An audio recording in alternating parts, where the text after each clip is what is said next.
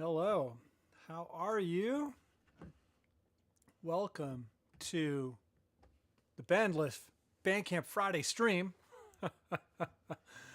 Hope everyone is well. I'm just doing some last minute little bits here. Getting the stream ready to go, getting her set up. Copy, edit, invite link.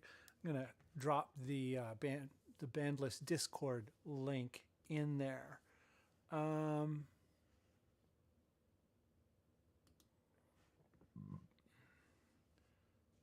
generate new link, copy. Great. So, looks like we've got all of the submissions in here. And bam. And hello, Ed Sweetman and Road Bull. How are you guys? Good to see you. I'm just doing some last minute, I guess, stream preparation. Bandless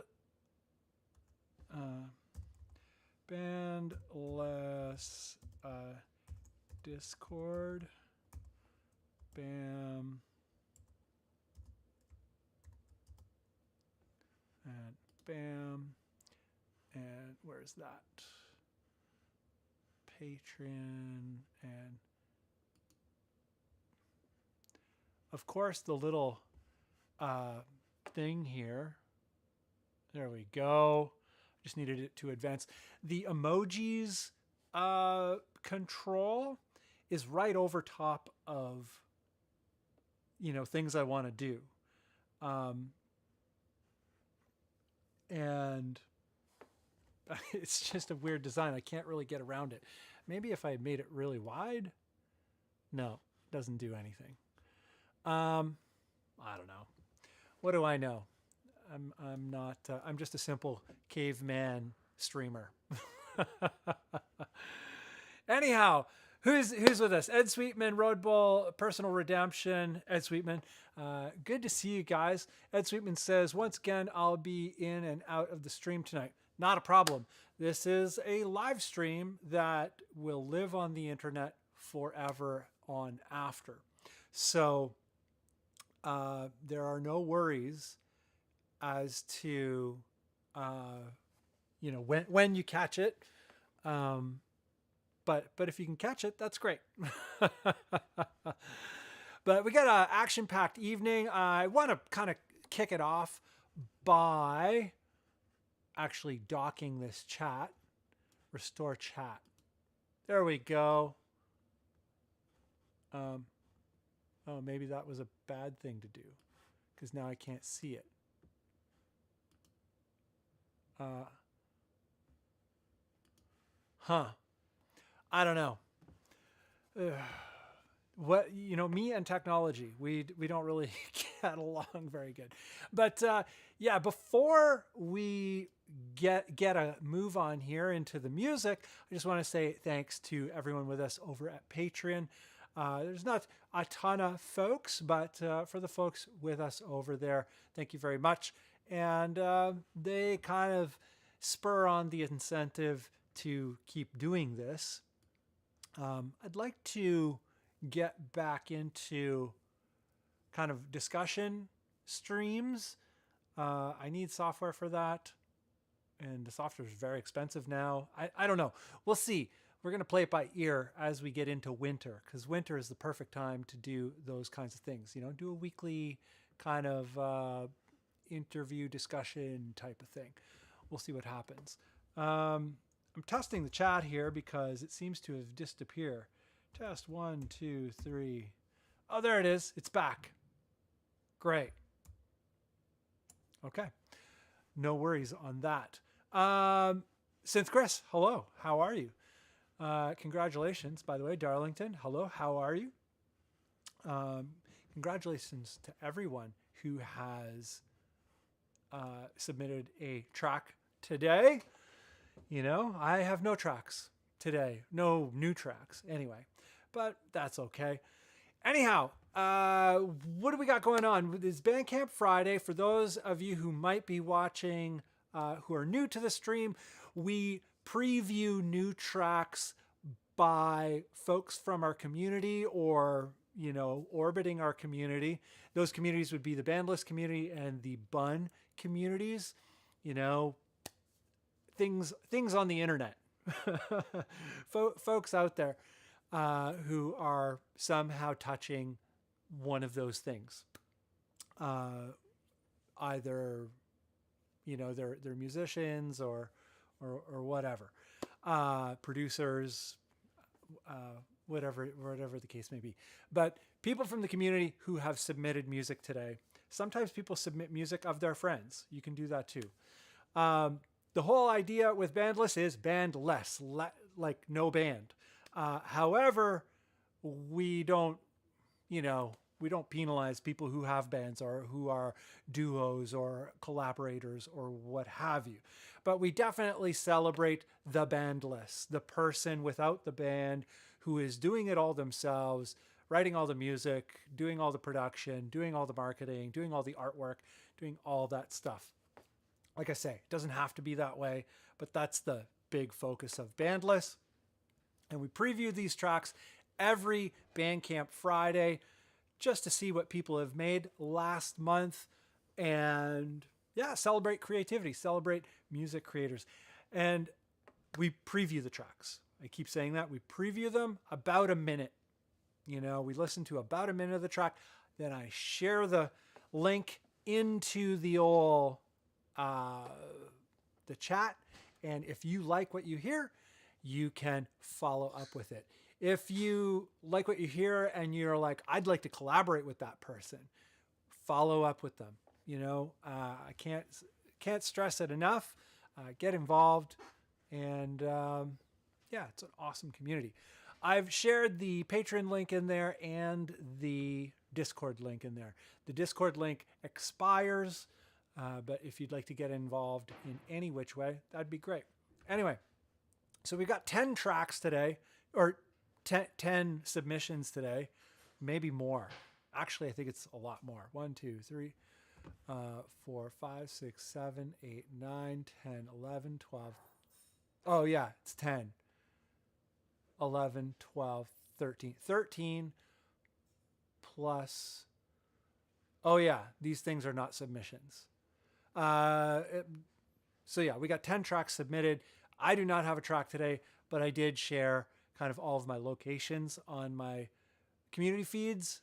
For those of you not using the Bandcamp community feed, it's a fantastic function. You should check it out. I've been following and using the community feed a lot lately as a fan and as a artist. But I shared all the places. A lot of people don't know that I have like the Bunn Bandcamp, the Foreign's Bandcamp, the Wetlands Bandcamp, the Vens Bandcamp. Oh, let's change cameras here. Here we go. So this is the Bandcamp community feed. So yeah, Bunn Bandcamp, Foreign's Bandcamp, Wetlands Bandcamp, Vens Bandcamp, and this here, the Fashion Machine Bandcamp. So let's get out of those. Who cares about those? But the Fashion Machine Bandcamp, this is a material that I did before doing this whole Bunn-centered thing. This is bands that I was a part of and all that kind of stuff, collaborations prior to doing Vens and Foreigns and all that kind of stuff. So if you're curious about what's going on, all these things are free or pay more if you like. But if you're interested in checking that out, I can drop that in the thing, but that's all I got personally for today. And this is old stuff, but let's get rid of that. And, we're going to get into it. Oh, Flynn's Ego. All right. Well, sneak attack there. Just taking a quick look at who's in the chat. Darlington, Rough Riffs. Great. Good to see you, Rough Riffs. I hope you're well. That bass, man, I saw some photos of Rough Riffs' new bass today. It's crazy. It's like 42 inches in scale. Be fantastic for G. Like G without the super giant strings.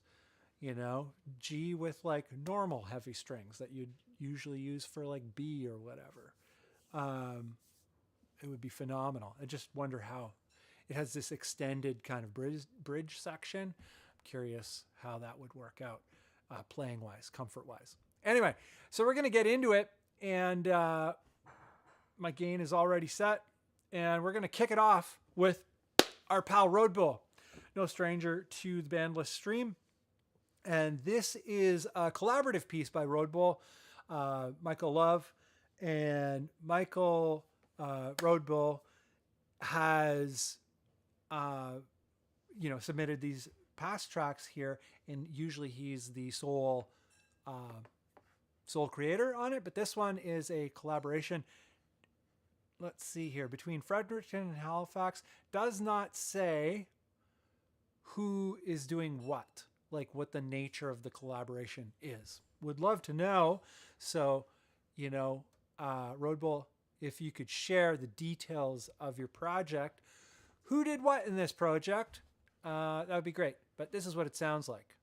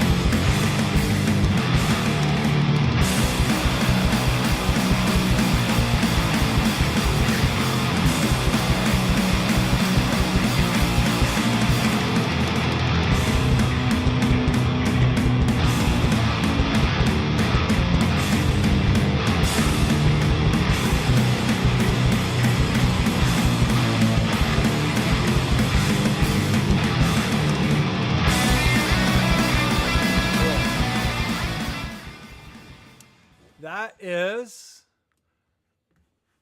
City Tombs, or Hammerblend by City Tombs. I think that's what's going on in terms of the naming. Not too sure. Give us the info on that as well. Very cool track. It's, punky, but it's tuned down. It's lower tuning. And I love those sections of the sort of single note lines, like down, down, down, down, down, like the hanging lines. They're cool. They're really cool. They're so simple, but they're different, especially in this sort of wrapped up in this sort of punky kind of vibe, D-beat-ish in a way. Dig it a lot. I would like to hear more from this project. What do we got here? 7.1. Minus 7.1 is our gain today. We're just going to rip through 3 jams here today, and then go back to the chat, and then do that. We're going to do it a little bit more effectively today. This one is coming to us from Garbage Face. Garbage Face is a longtime pal lives in Southern Ontario, used to live in Toronto as well. That's where I'm from. I'm currently coming to you live from Toronto, Ontario, Canada. And Garbage Face is from Peterborough, Ontario, Canada. Another sole creator, does everything himself. Great graphic designer. And just a cool guy. And he makes documentaries as well, and they're pretty cool. But this is a track from his new record that he's putting out here, and Enantiodromia. I'm gonna just stop trying to say that name, but yeah. Let's talk more rock. Let's take a listen. It's in the hip hop realm. I think this is a first for the Bandless streams. I don't think we've ever kind of gone into the hip hop realm, but this is like a guy who's a punk rocker who does hip hop. So it's kind of this punk rock spirited hip hop. I don't know what to call it. You judge for yourself.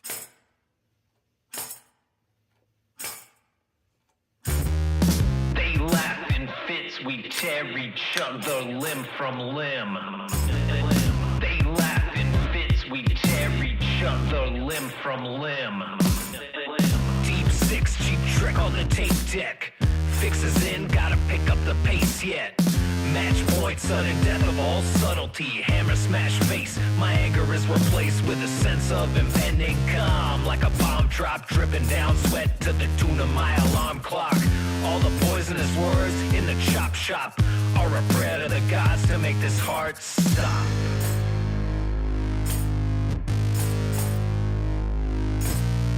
Thoughts gather like dust on a bookshelf.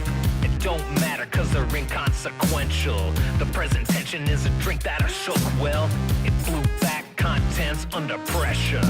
Mess made, mess acknowledged and cleaned up. Best laid plans, drip dropping my teacup. Rituals made man and machines, beat back, smash right, two smithereens. Fatty synth lines. And whatchamacallit, it's a pre-order for 12-inch, which is very cool. I got the last 12-inch, and that looks really good. I guess not the last 12-inch, Dymaxion. I got that one. But that's some garbage face, and we're going to rip ahead to the nexty and see what that's about. And then we're going to hang out in the Chattanooga. And this one, another frequent flyer over here on the Bandless. This is Monovoth. I forgot what order I put these in. I pretty much put them in order of how they came to me. So I think they might be exactly in order of how they came to me, which was not intentional. Yeah, they are. Super weird. Anyway, so Monovoth, they got a EP going here. This is the second EP by Monovoth. Second? Yeah. So it's single. Wait, I got this all wrong. There's a lot here. So demo, single, EP, single, split with I can't remember, with Jared's band. Why am I blanking on that? Maybe I should just read it. Wretched Hallucination. And yeah, so Monovoth has done a lot already. This guy, Lucas, he just does so much stuff. It's insane. He does a lot of things himself, but he does work with other people for certain aspects of production sometimes. It should say here exactly what he did. Lucas performed, this is real drums, so not programmed drums. That's different on this one. Some guest guitar, some synths, some vocals by Lindsay O'Connor, who he's worked with his Mastro project. Production by Sebastian, mixing and mastering by Sebastian. So this one, and artwork by Andrea Navarro. This one worked with a lot of people. Let's take a listen.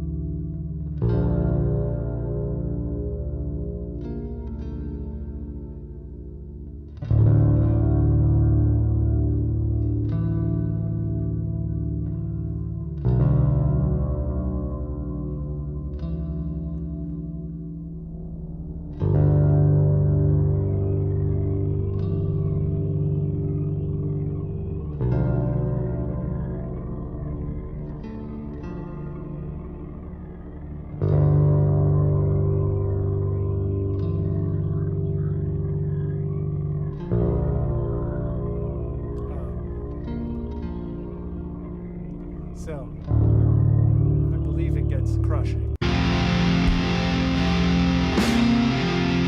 Skim, had to skim. So it gets so that's what's going on with Monovoth vibes. For those, I noticed in the chat here, questions about, given the last 30 seconds, whatever. I typically go for about a minute on these things. It's sampling. And, if you hear something and you're like, oh, I like it, it's way better if you click through and you listen to the whole thing. And maybe you follow it, that kind of thing.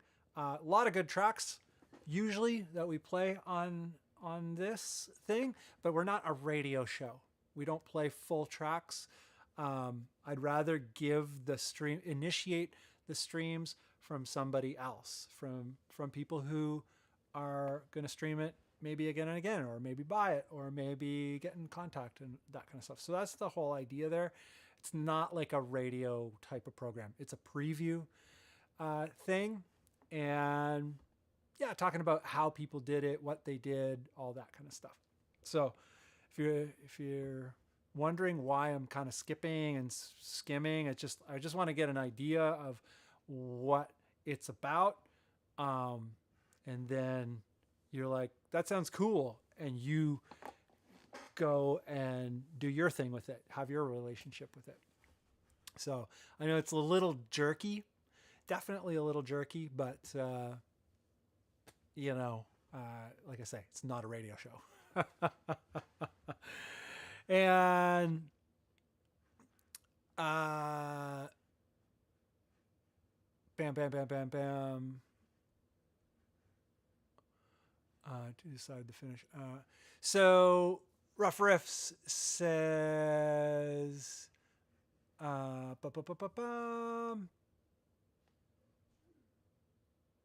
am I saying? Oh yeah, not Rough Riffs, Road Bull. He's on bass, and going back a few tracks, he's on bass, one guitar, program drums, production, other leads, and one guitar. Interesting. I wouldn't have thought that your track was program drums. They sound really earthy, more than usual.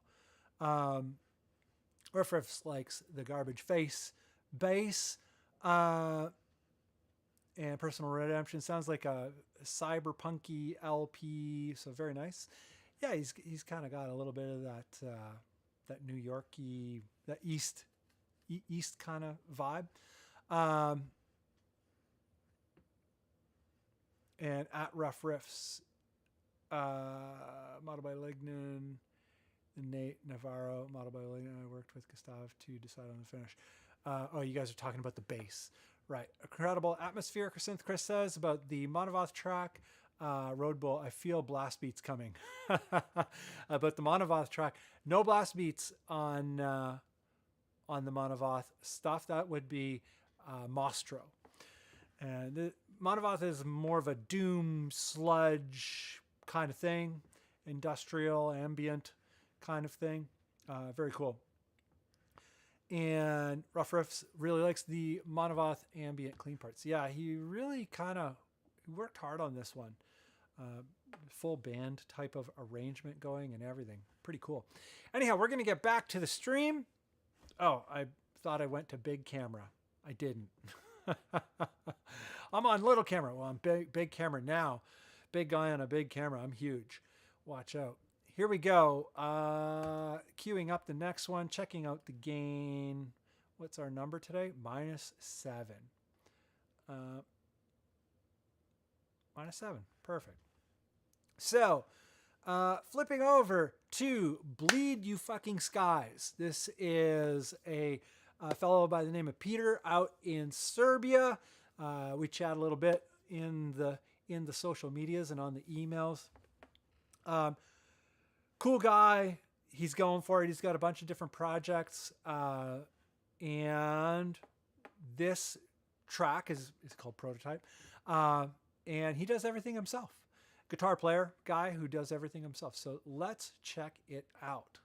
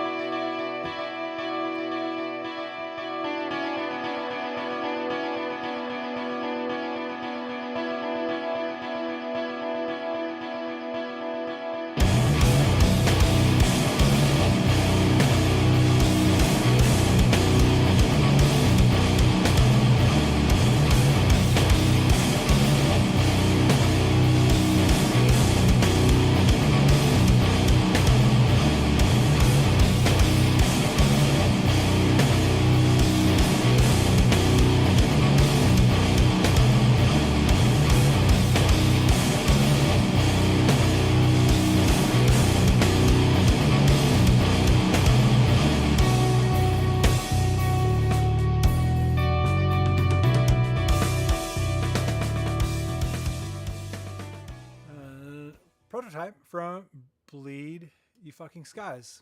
Very cool track. And yeah, Peter, busy guy. He's doing a lot. peterlargic.com. He's got a website and everything. He's got all these different projects. Get in touch with Peter. He's a cool dude. And he makes interesting tunes. And here we go. Moving on to the next guy here. It's a guy by the name of Synth Chris. We know this guy. He is a beast.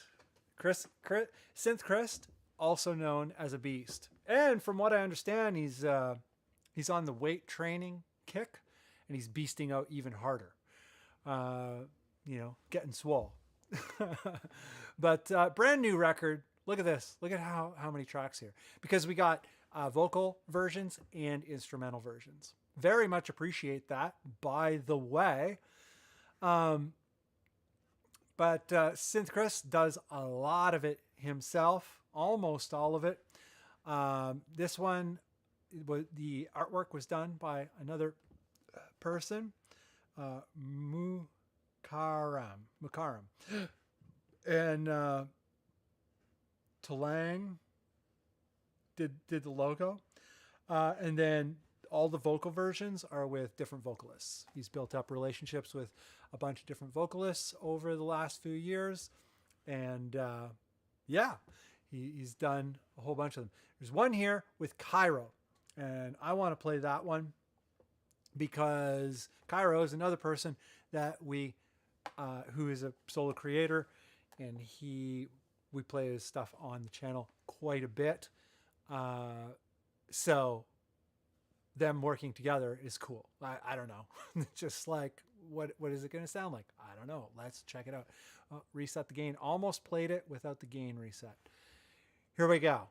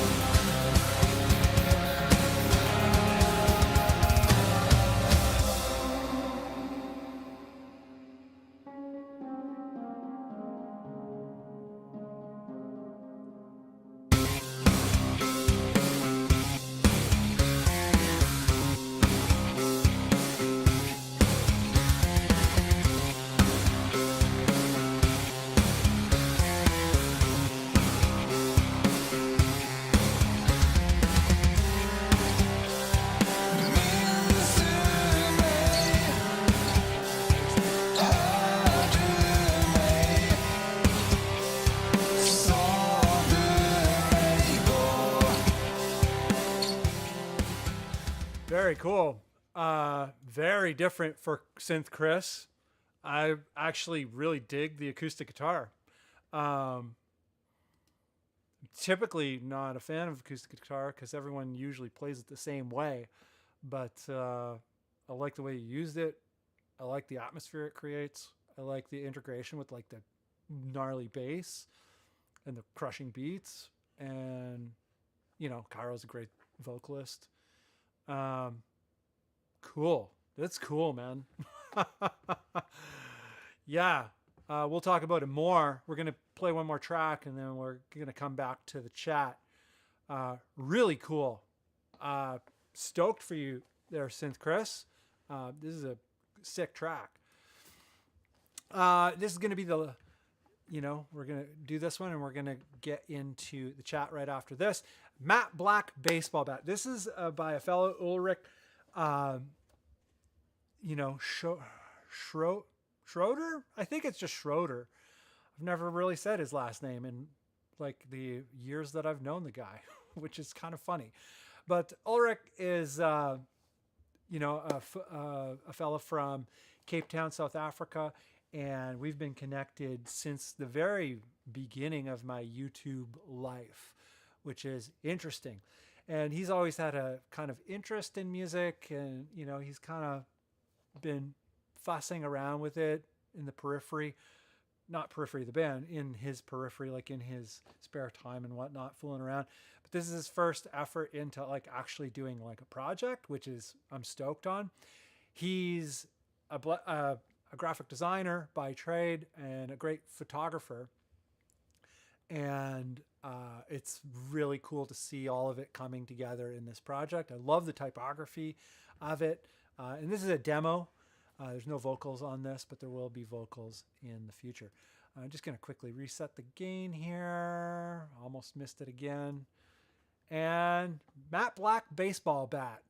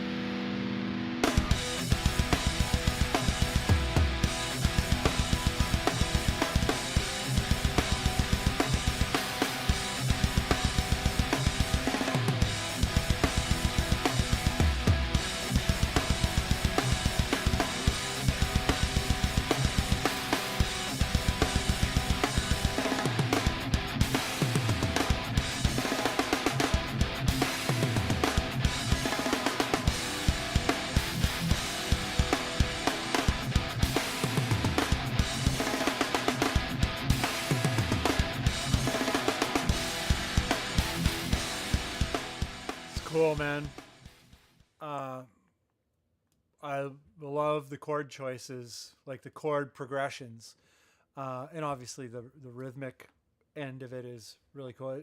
Really in line with things that I have deep personal interest in.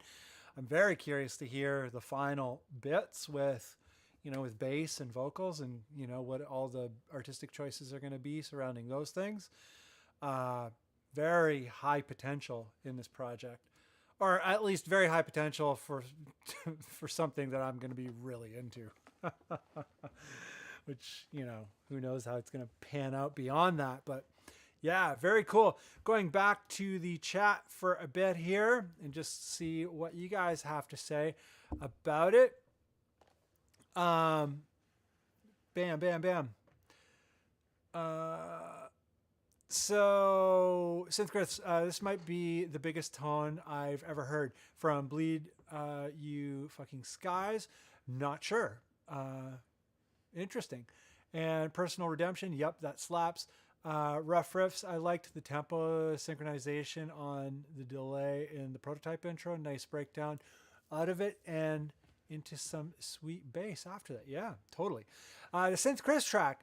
Synth Chris, his vocals don't come in for a bit. The Cairo vocals, yeah, I kind of caught that as caught your comment as we were kind of getting to that point. Sweet. It makes me think of the Hades soundtrack, but a little heavier. Don't know that. Hades. I'm going to have to look that up. Personal Redemption, expected more synth, but it's nice. Oh, yeah. His artist name is Synth Chris, but he only uses synth sometimes. And I don't know. I find it very entertaining that your artist name is Synth Chris and that the synths aren't a priority. Not at all. I like that. I think it's a really fun thing. I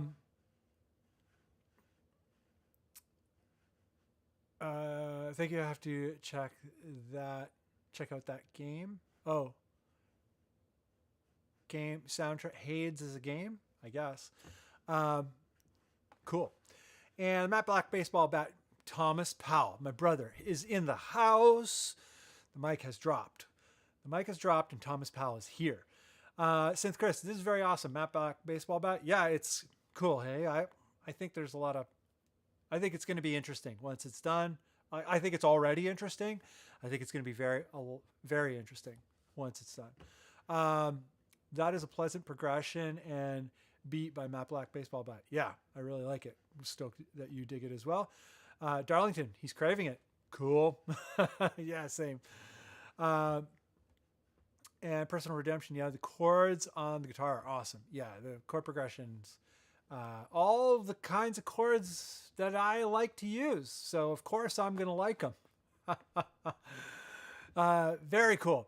Anyhow, we're going to get back to some streaming here, because if we get through the streaming, then we can just hang out in the chat, and that's kind of fun.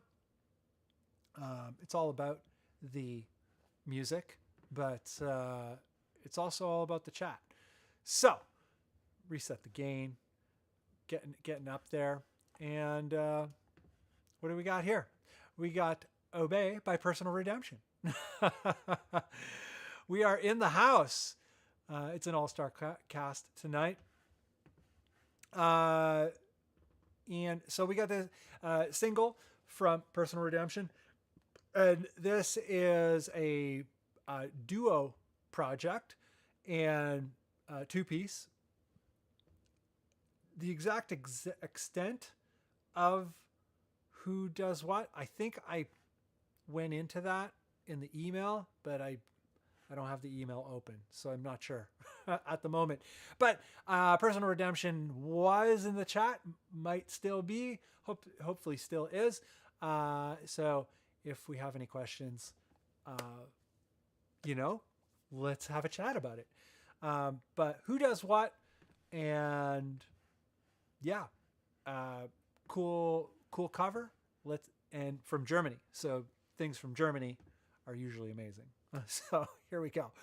I know my logic might not be the greatest, but that's my logic.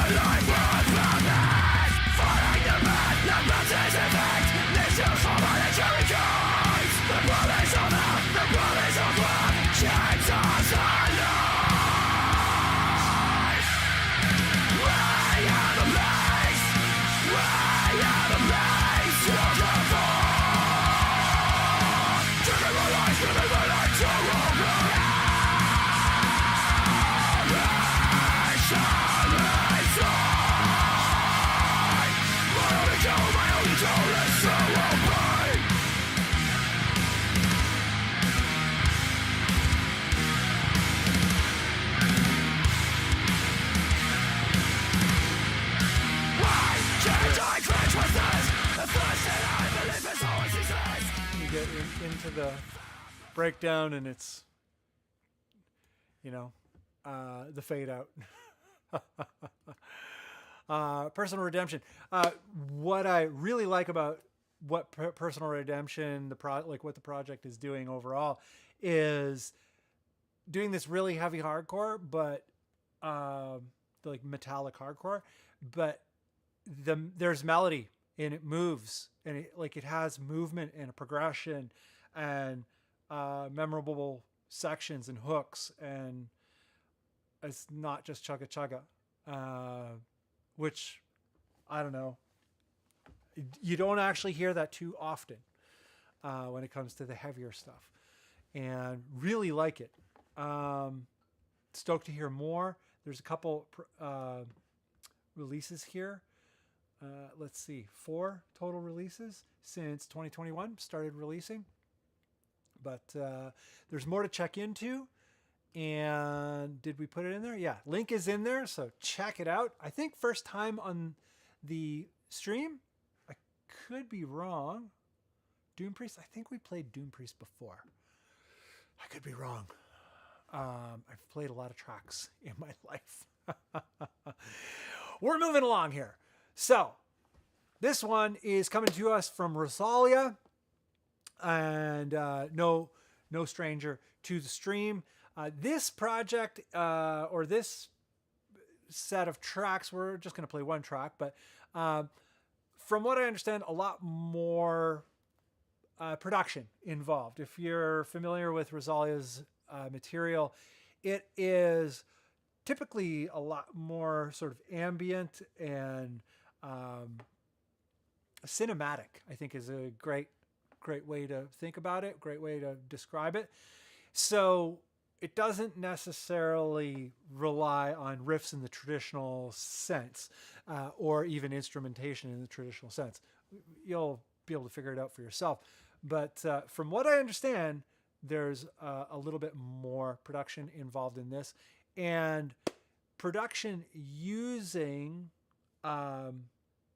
the free DAW. What the heck is the free DAW called? I keep forgetting every time. Darlington, you use this DAW all the time, and so does Flynn's Ego, so does Lamond. You guys will figure it out. You know what DAW it is. But anyhow, done in the free DAW. Again, I don't know why I'm blanking on the name, but I am. Gain, almost did it again. Gain, reset. Always reset the gain, Scott. Here we go. Until I'm Gone.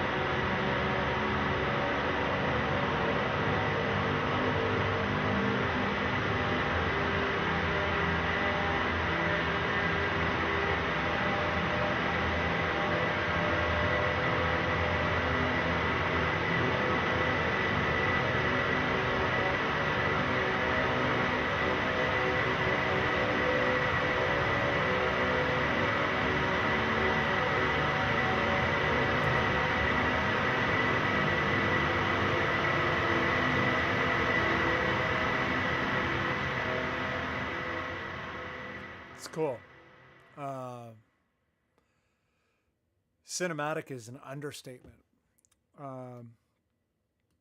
And the artwork really suits it. This here and the colors and all that. It's cool. I really dig it. Awesome track from Rosalia. Did I put it in there? I did. Great. And yes, Audacity. Damn it. Why do I keep forgetting what that DAW is called? The DAW is called Audacity. This was done in Audacity. There's a couple Audacity producers here today. This is another Audacity creator. This is Darlington from Queens, New York. I believe a audio professional in real life. Does live sound mixing and all these sorts of things. But this was done in the Audacity DAW as well. And this is part of a series. Devastation Trap Mix. I think, is it? It's part. I think it's part of the same, part of this whole series of kind of remakes. D minor, saddest of all keys. Why is that? Technically, Darlington, what is the technical reason that D minor is the saddest of all keys? I don't hear it. When I hear D minor, I'm like, it sounds like minor, like every other minor. Maybe it's my autistic brain being overly logical. I don't know. But I actually completed this one a few years ago and updated it with a trap beat and more orchestral sounds. That's going to be interesting. Are we resetting our gain? We are. We're doing it right now. We got it. This is Devastation Trap Mix by Darlington.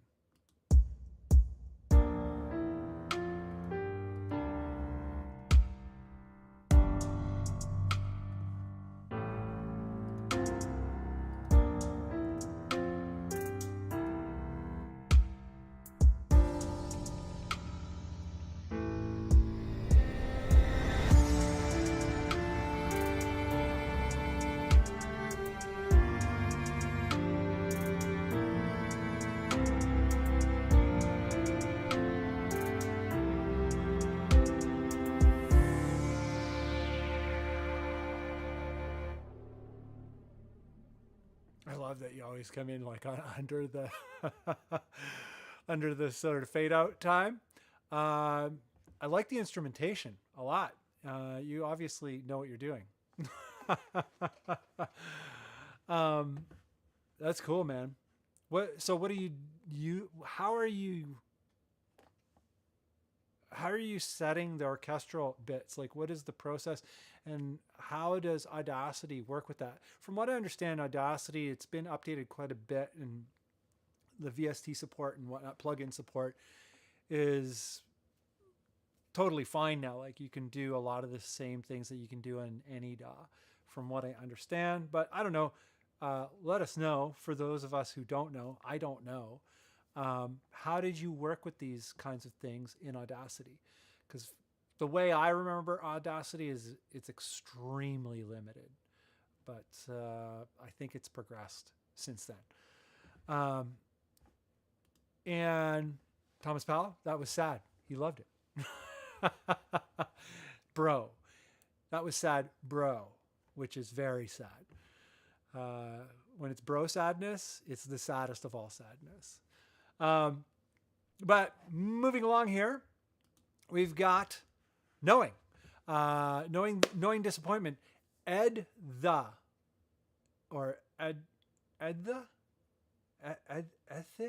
how do I pronounce that? Ed, I need to know. If you're in there, Ed, help us out. So Ed has been contributing some pretty cool tracks. This is a different profile than his previous tracks. His previous tracks were under a project called Narwhal, or I think it's Narwhal. And so this is Ed the new project, but Knowing Disappointment, that he's been working on for quite a few months, and he's finally got it done for us today. Vocals, he's singing on this one. He does everything himself, mixing, mastering, everything, and he only started doing these things like a little less than a year ago, which is cool. So yeah, we're gonna see what Ed's got for us. Ed Sweetman is the man. Started with a broken collarbone, which made it impossible to play guitar. So instead of sitting around and doing nothing, I decided to record a whole song with just MIDI synths and vocals. This is also the first time I have ever recorded myself singing. Whoa. Here we go.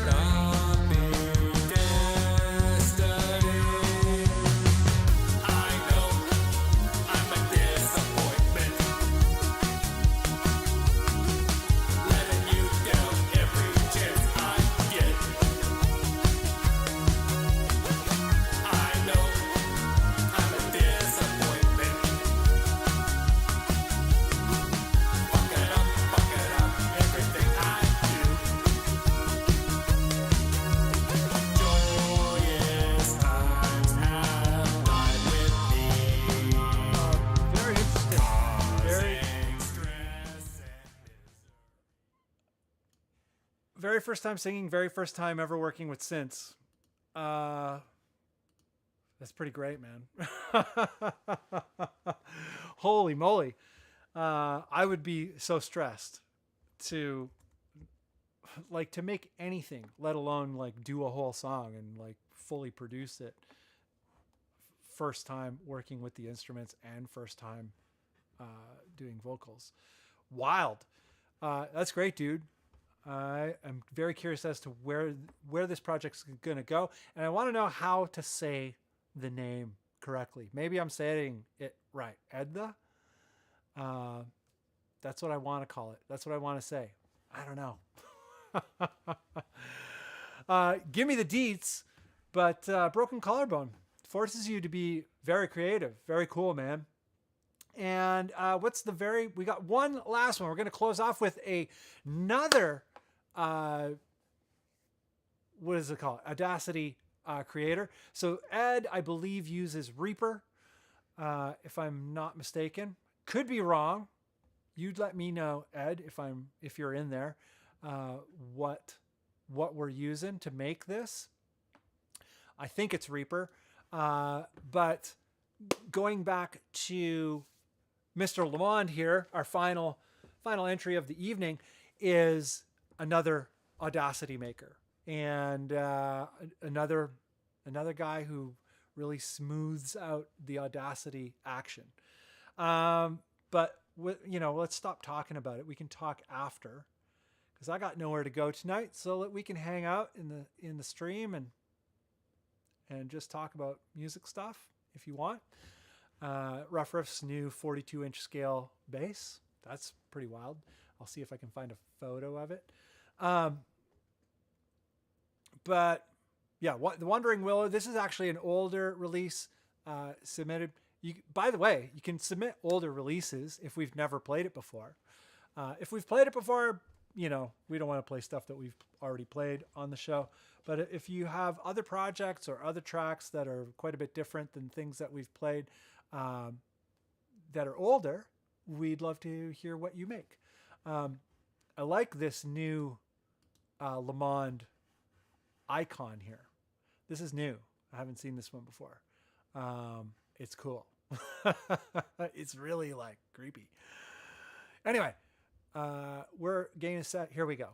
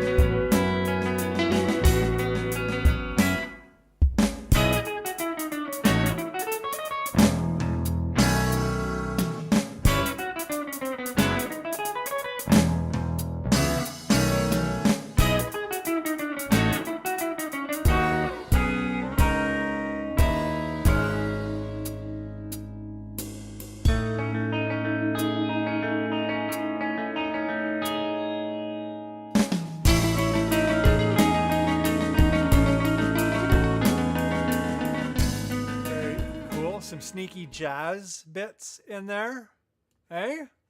I like that. I like the jazz bits in there. Control C. Whoa, come on. Control A, Control C. Control Command. I'm not on a PC. To me, it's all the same. Control Command. I don't know.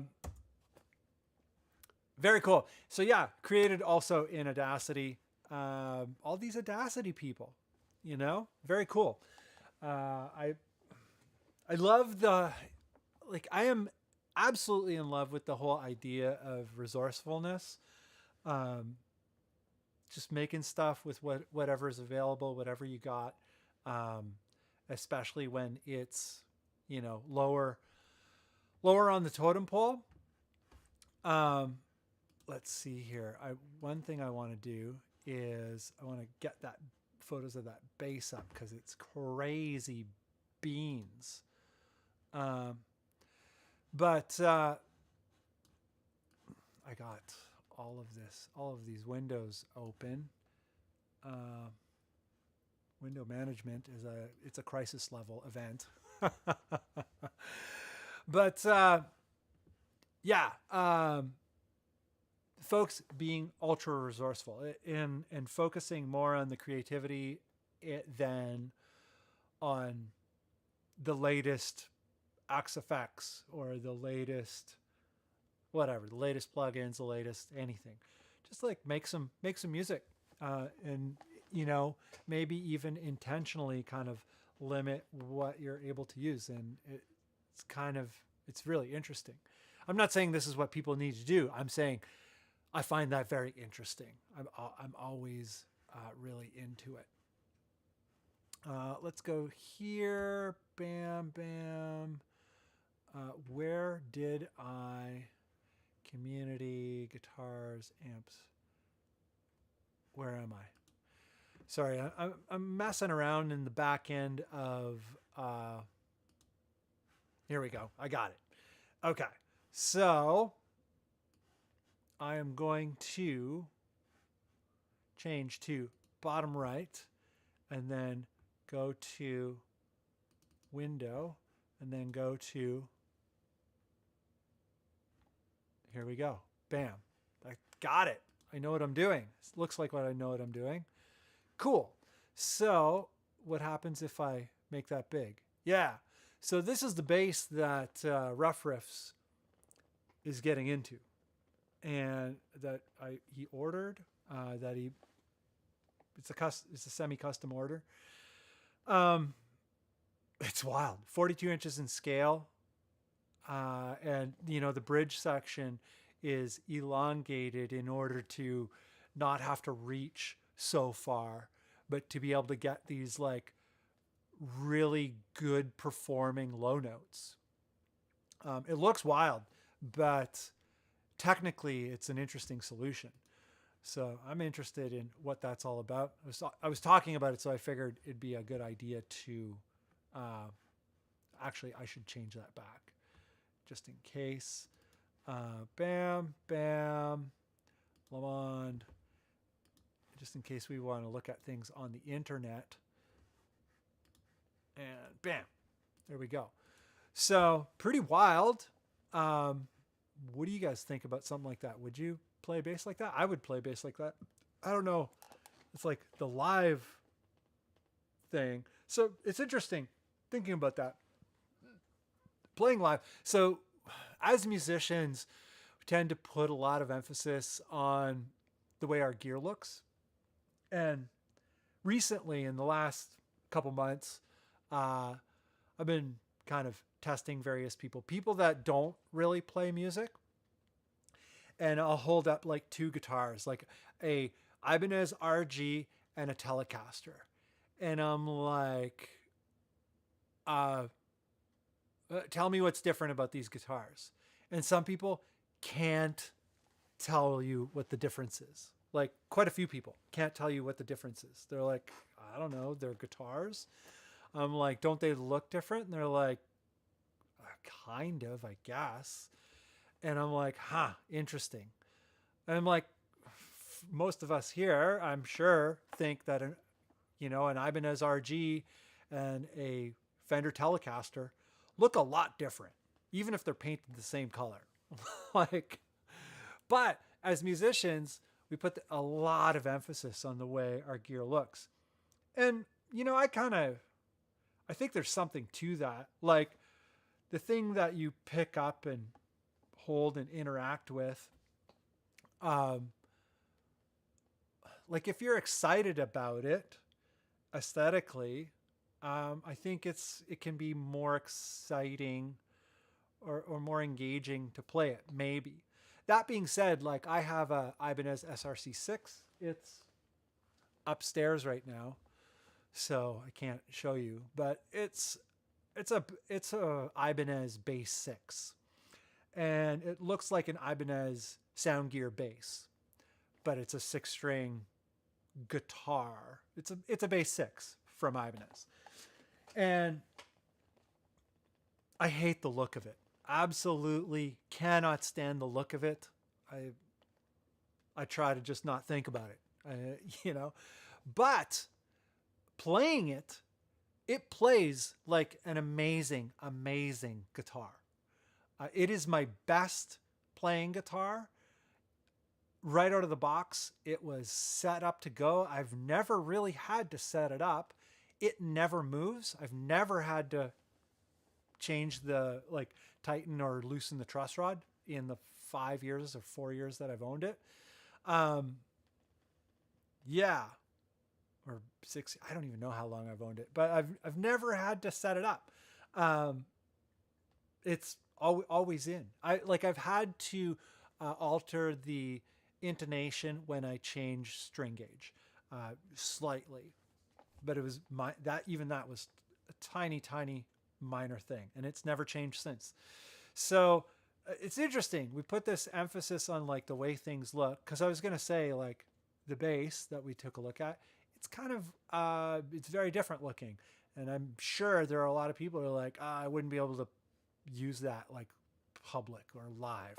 Or some people be like, oh, that's exciting, and it's like, I want to be seen with it because it's disruptive or it's different or whatever the case may be. But just like thinking about instruments and looks and immediate reactions and immediate judgments and whatnot. And when it comes down to the nitty gritty, it's like, how is it in the hands? But at the same time, like my SRC6, I wouldn't want to play it live. I just don't. I feel like it doesn't fit with what my overall aesthetic is, and I don't know. Weird. Like, what do you guys think about that? Do you think about those things at all? Do you care about the way gear looks?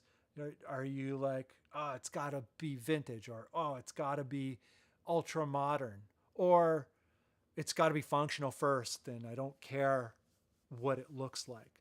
I don't know. I'm curious. For some reason, that bass, I guess for good reason, that bass makes me think of it, because it just looks so different, right? So yeah. What are your thoughts? Thomas Powell, that was everything I need in a song. Flynn's Ego Jam. Wandering Willow is very curious. The title feels very fitting. Yeah, Lamond is very thoughtful of these things, and he seems to pair, his art concepts, his the way he titles things, the music. And he's even said that he's very thoughtful about this sort of stuff. I don't know. Very cool. Oh, I see a Nick Hill in there, and it is over. Ava, also Scott, in the email I sent was the story behind the track, since you said you were interested about the kind of stuff and the inspiration. Yes, I should... I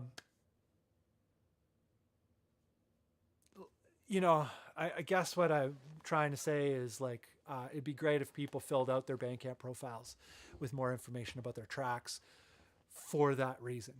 Sorry, I was not terribly clear there, but at the same time, letting me know is great. It's just hard to keep track of because I don't have my email. I only have one screen, so I can't have it up while I'm in the middle of the screen. I guess I could make notes, or I could bring another computer out. But yes. And we were asking before, what DAW does Ed Sweetman use? He uses Reaper, and he only started using Reaper like a year ago. He's a beast. 2 different projects in 1 year, had never produced before, and he's already producing tracks outside of his expertise. Amazing work. And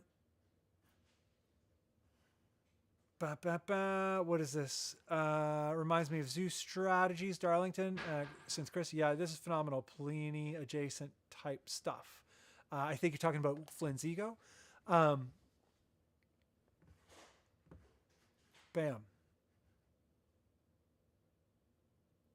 Oh my God.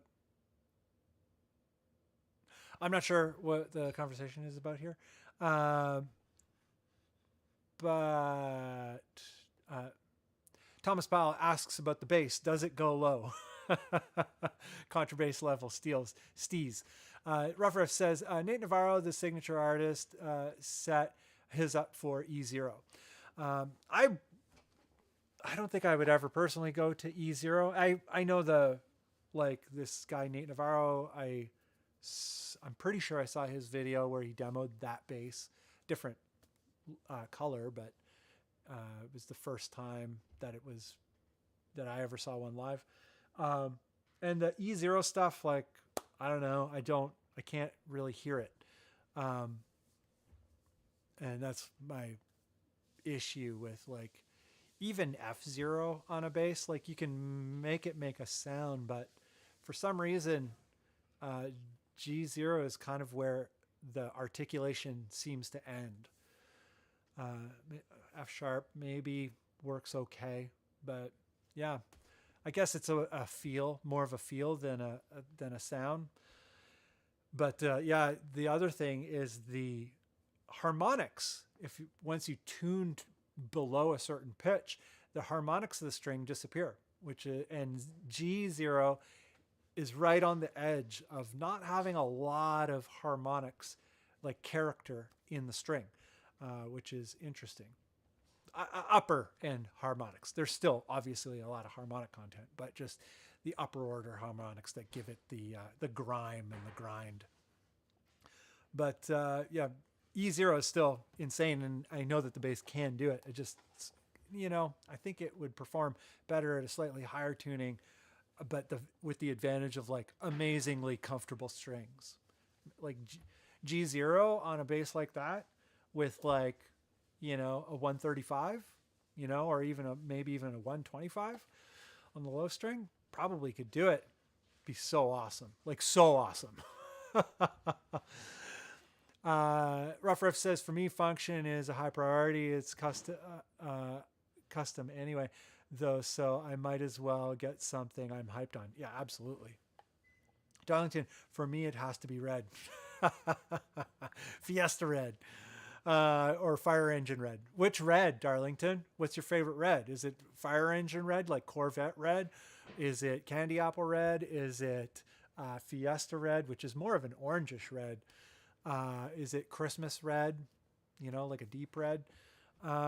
Which red is it? You must like Strats, because Strats are easy to find in red. Ed Sweetman, if you're a big into Fender person, anything else I've found is found offensive. I am not that person. Not sure.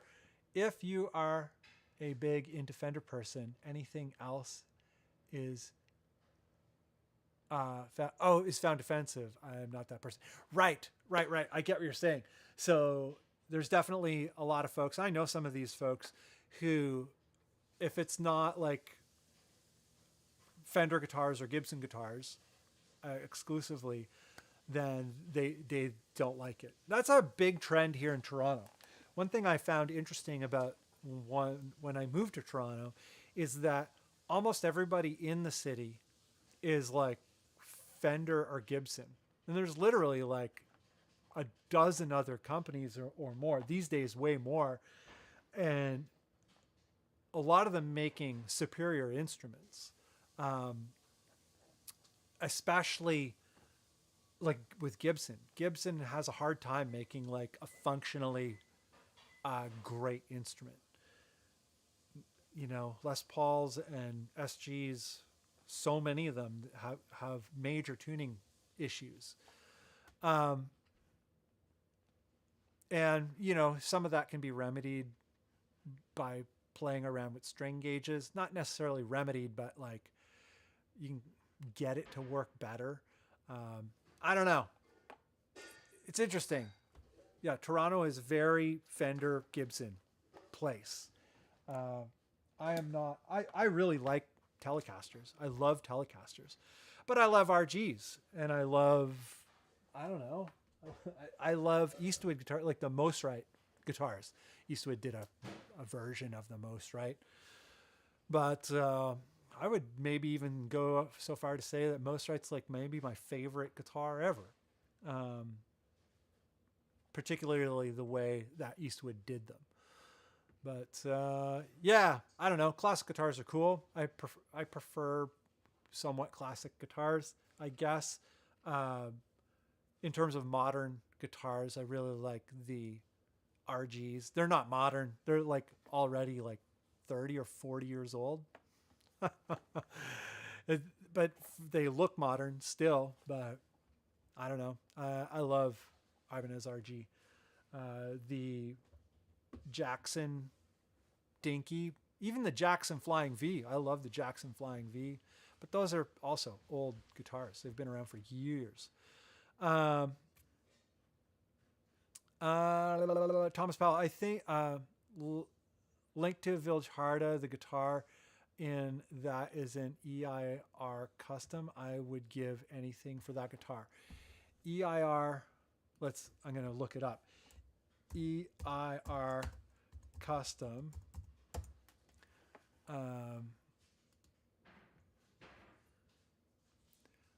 EIR guitars, Phoenix, Arizona.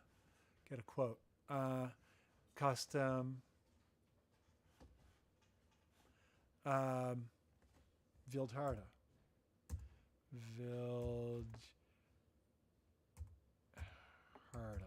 I don't even know if I'm spelling that right. I don't know how to spell Vildharda. Omega 7 low tuning test. Here we go. I'm sure that's coming through. Apologies. We're going to turn the audio off because I don't want to deal with a copyright strike.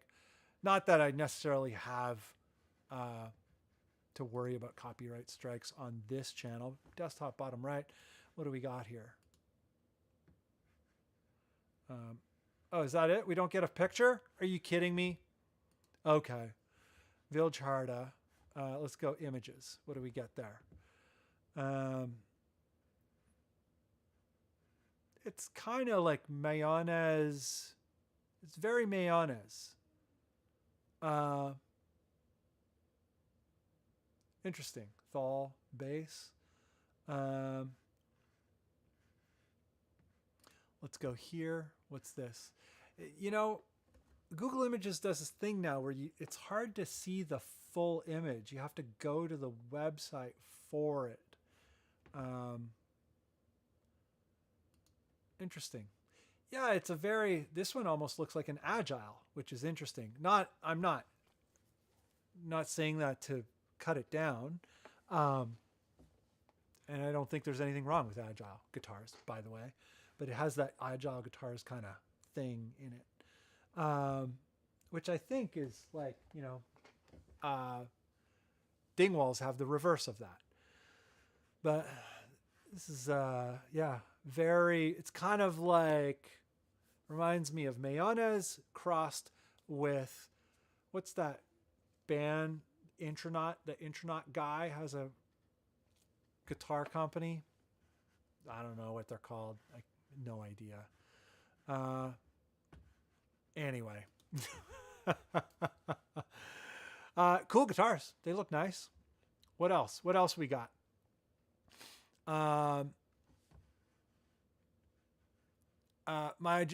Ava says, my Jazzmaster 32 inches in scale has paper towel holding up the pickups and giant chunks carved out of the body. It's perfect.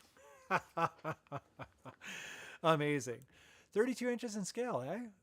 Is it one of those, what was Mastiff Metalworks or whatever? They did a 32 inch. It looks weird. So what? It sounds badass. Yeah, I don't know.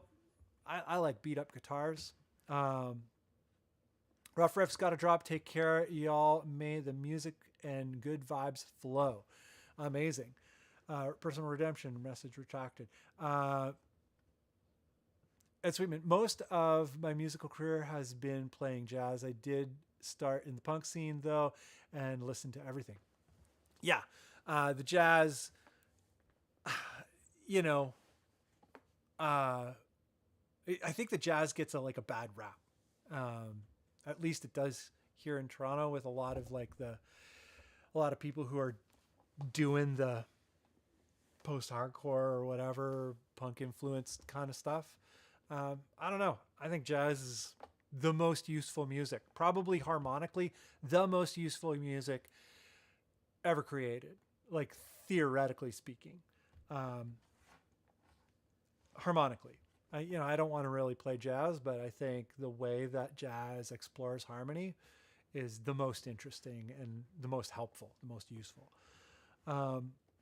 Nick Hill, we've toyed with tuning bass in unison with some new Modern Witchcraft material with our 7s and F sharp, and it sounds amazing. I'm a fan more of unison than tuning down when it's this low. Yeah. I've done, well, my wetland stuff is all E1 standard. It's all unison. And some folks think that they're like, what's the use of having a bass? I'm like, well, if I don't have the bass, it sounds empty, like extremely empty, if you want to have that kind of guitar sound. And yeah, the tone of the two instruments makes a big difference. And there is definitely something about that unison sound that is interesting. And hey, if it works for Meshuggah, they do a great job with it. Phil's a German. Hello, I am here. Woke up because I had to pee. What are you young kids up to? Well, we're, talking about low tuning and cool guitars and making music and all of that kind of stuff. How much looks matter. It's like, to me, looks matter a lot. I'm a very practical person, but for me personally, there are things that I would definitely use in the studio, but I would never use them live. And I'm curious if other people have that, or like how they think about that. That's a big question that's going on right now. Like, what are your preferences, and like kind of what are the mechanics of your preferences? Like, why do you think that way? And what do you think about your own thoughts surrounding that? It's very meta.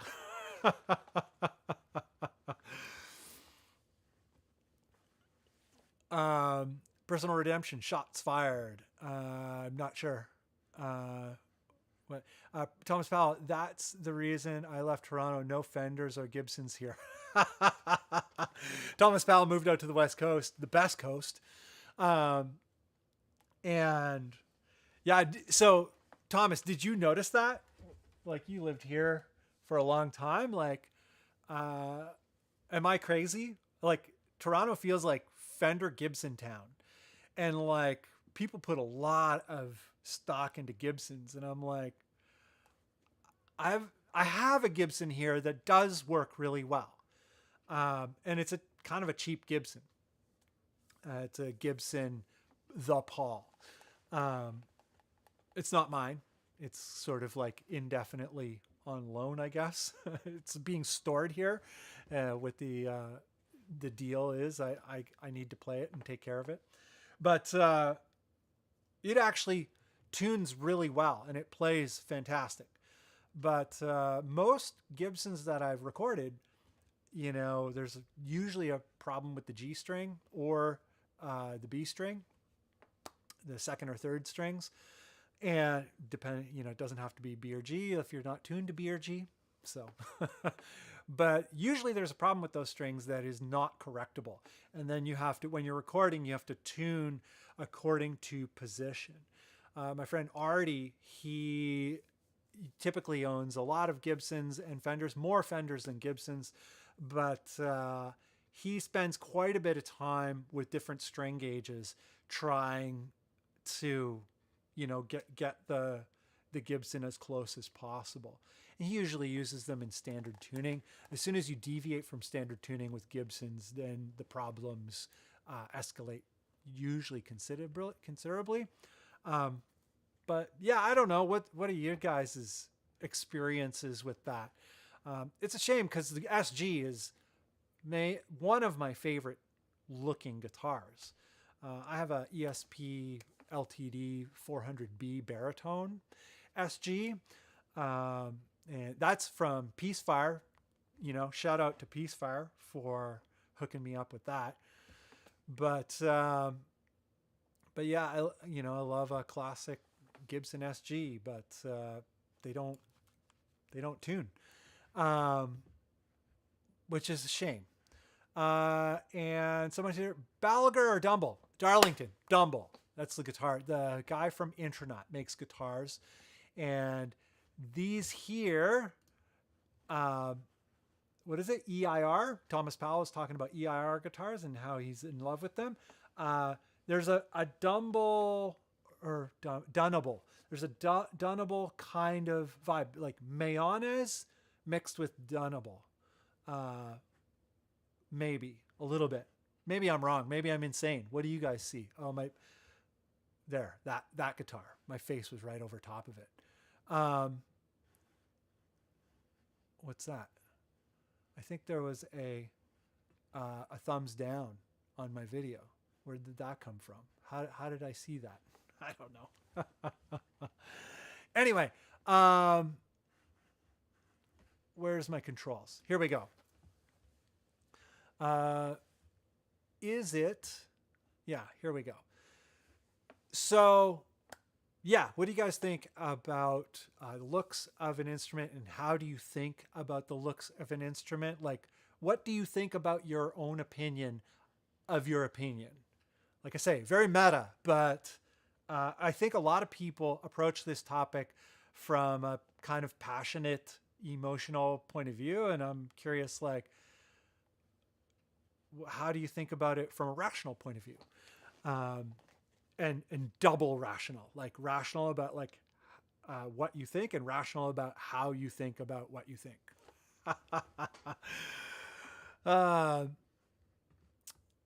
And Nick Hill, the bass provides tone and timbre and adds to the guitar tone.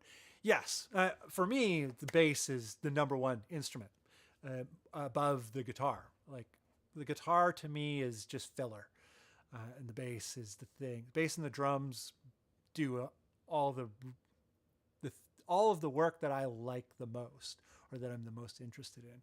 But yeah, there's a relationship between bass and guitar, bass and drums, drums and guitar. Like, what do you want it to be? It's interesting how a lot of modern music, you can't even tell that there's a bass on it at all. And sometimes you can just drop the bass out and you're like, yeah, don't need a bass.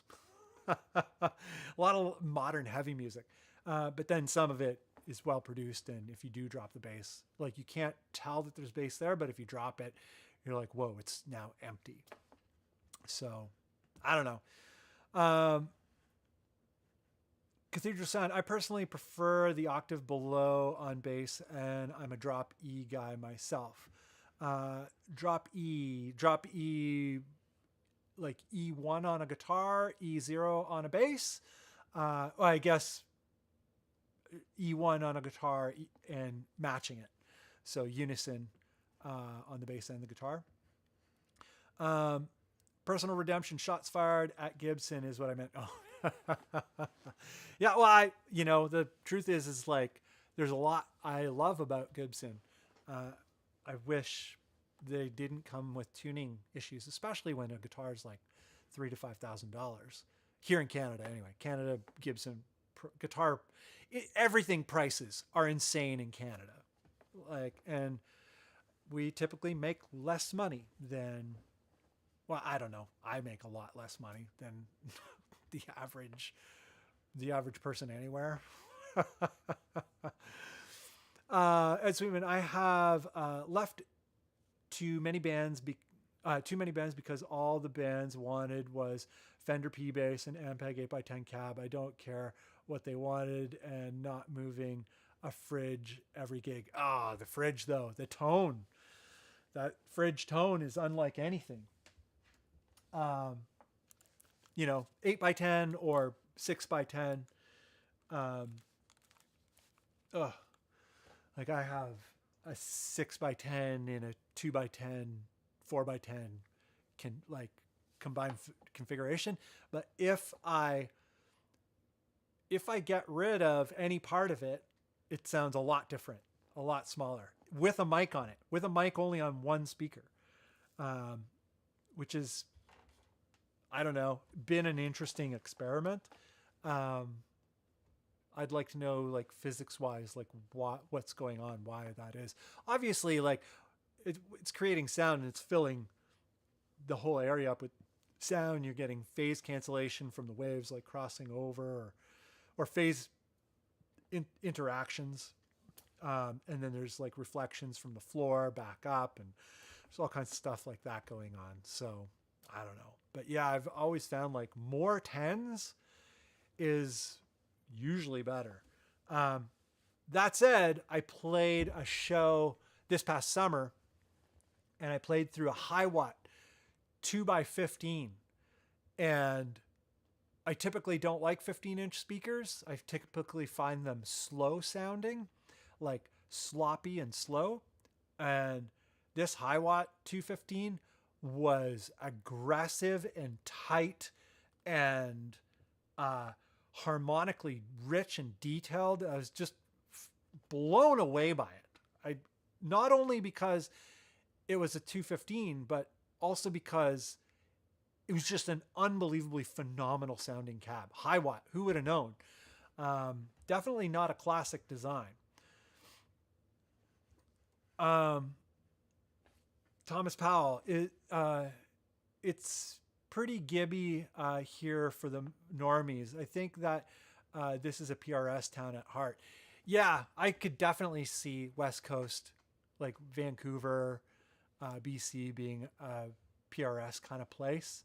A lot of money out there. You like typically have to be pretty wealthy to, buy instruments and stuff like that, on top of the crazy housing prices and all that kind of stuff. So, yeah, PRS, you got money to burn, buy a PRS, no big deal. Ed Sweetman, fridge tone is killer, but I just won't move it by myself up and downstairs. Yeah, who can? I wonder if there's anybody who has ever moved 8x10 up stairs, up a significant amount of stairs, or down a significant amount of stairs by themselves. Like, there is a way to do it where you put it back on its rails. It has the rails on the back, and you can slide it down. And I've done that with like small sets of stairs, and it worked great. But like any significant amount of stairs and an 810, be like, there's got to be a way. You see the mover guys, extreme movers who like move appliances and stuff, and they can use these straps, like just nylon straps, and they'll take a whole refrigerator, which is not even close to as heavy as a 8x12 fridge cabinet, because the speakers and all the plywood is like way heavier than a regular refrigerator.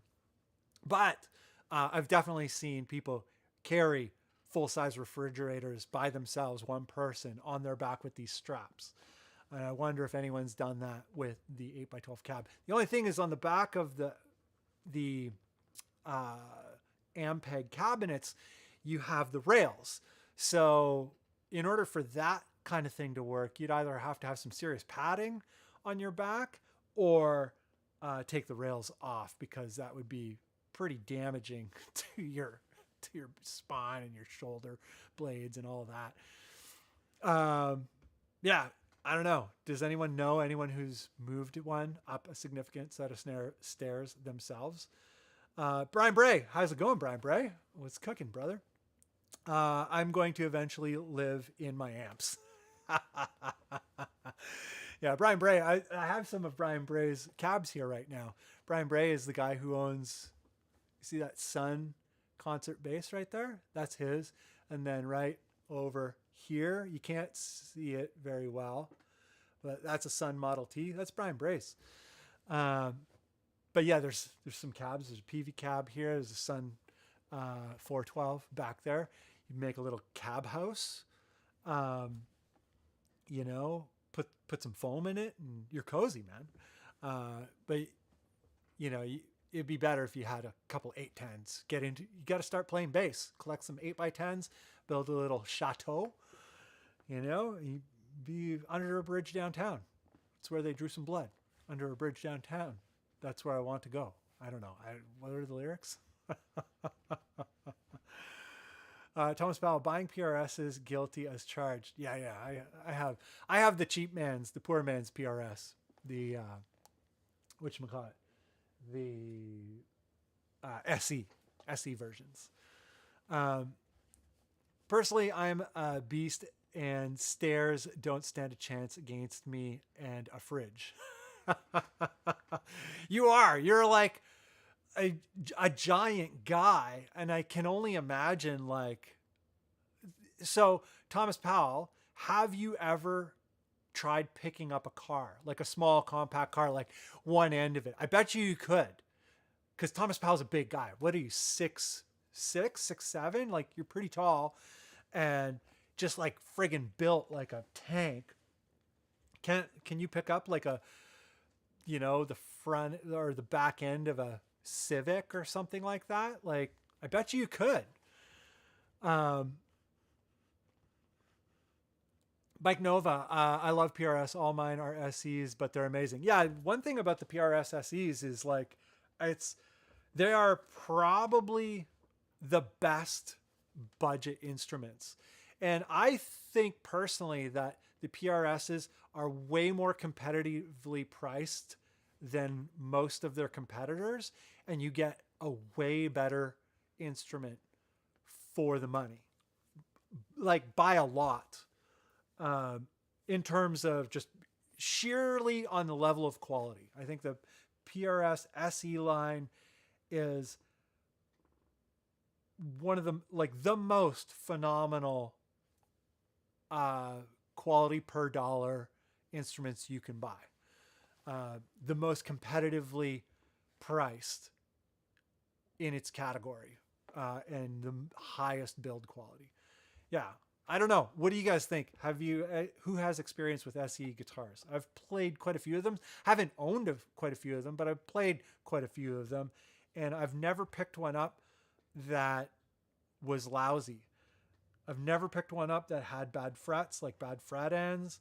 I can't tell you if they were set up like out of the store perfectly or not. It's hard to tell, but they all played really well, but I didn't test them.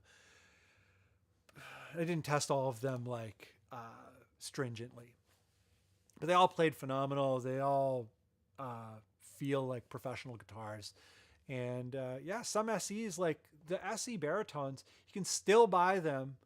The 277s, you can still buy them right now here in Canada for like $900 and some dollars. It used to be $650 for the Mashocks, but, you know, inflation and all that kind of stuff. But still, like, most other baritones are going for like over $1,000. And those, which are arguably way better made than anything Fender Squier is making, are like so cheap, like at the level of quality that they are. So I don't know. Ed Sweetman, forget the wall of sound. I'm down with the house of sound. Yeah, not 810s, actual, what do you call it? Like ice fishing huts. That's the new trend.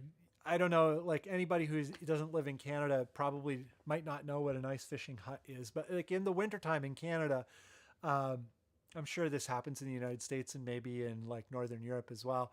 But people fish, they go out onto the lake when the lake is frozen, and they build these little huts. And usually they pull them out there with a snowmobile. They have like skis, runners on them, and you can drag them behind a snowmobile. You drag them out there, and it's a little hut. It's a little cabana. It has a door and a window and like a stove in it and everything. And there's a hole in the floor, and you cut a hole in the ice, and you whatchamacallit, open the door in the floor of the fishing hut, and you put your line down and you fish. And yeah, people hang out in their ice fishing hut and fish all winter long. I think a lot of guys just go out there to drink beer, to be honest, but but imagine ice fishing huts, but as cabinets. So in the walls, it's just like speakers, and you show up to gigs like you live on the road, but instead of it being an ice fishing hut, it's a road dog hut, and same idea, but it has wheels, and you tow it behind your whatever, and you wheel it into gigs, and it's not only your house, but you plug your amp into it and you rip. And no, we don't use walls of sound. We use houses of sound. Amazing. Mike Nova, you're right. 100%. Yeah, I think the SEs are like phenomenal instruments. Almost to the point where I don't know if there's like a huge benefit to buying a normal PRS. However, a friend of mine has a private reserve PRS, very high-end PRS, and the build on that thing is like the tolerances are perfect. The materials that they use to build it are perfect. It doesn't move at all. You know, there might be carbon fiber in the neck. I'm not exactly sure on the specs of the guitar, but it's like a Koa private reserve.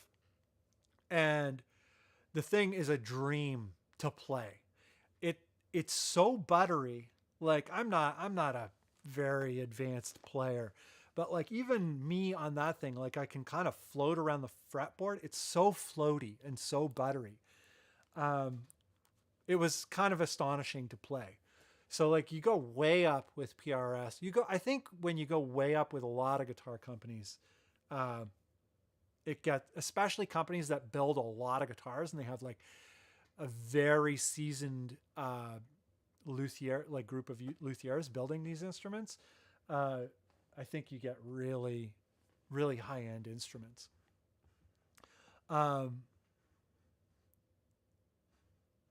Whoa, this jumped a lot.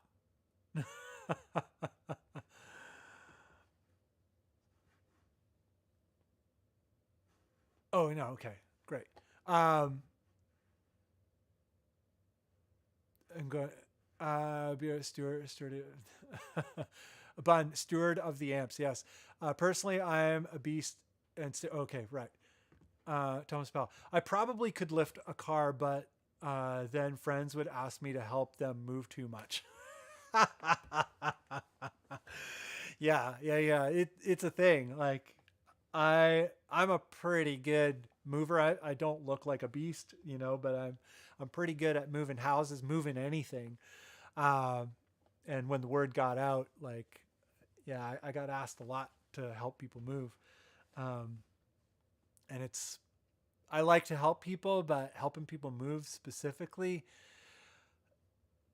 a lot of people are really bad at moving, you know? And I think that's the part that, that kind of stings when someone says, hey, can you help me move? It's like, oh, it's like, I'm not afraid of the work.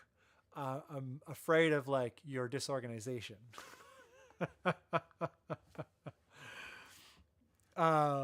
It's Sweetman, House of Sound powered by heavy riffs. Absolutely.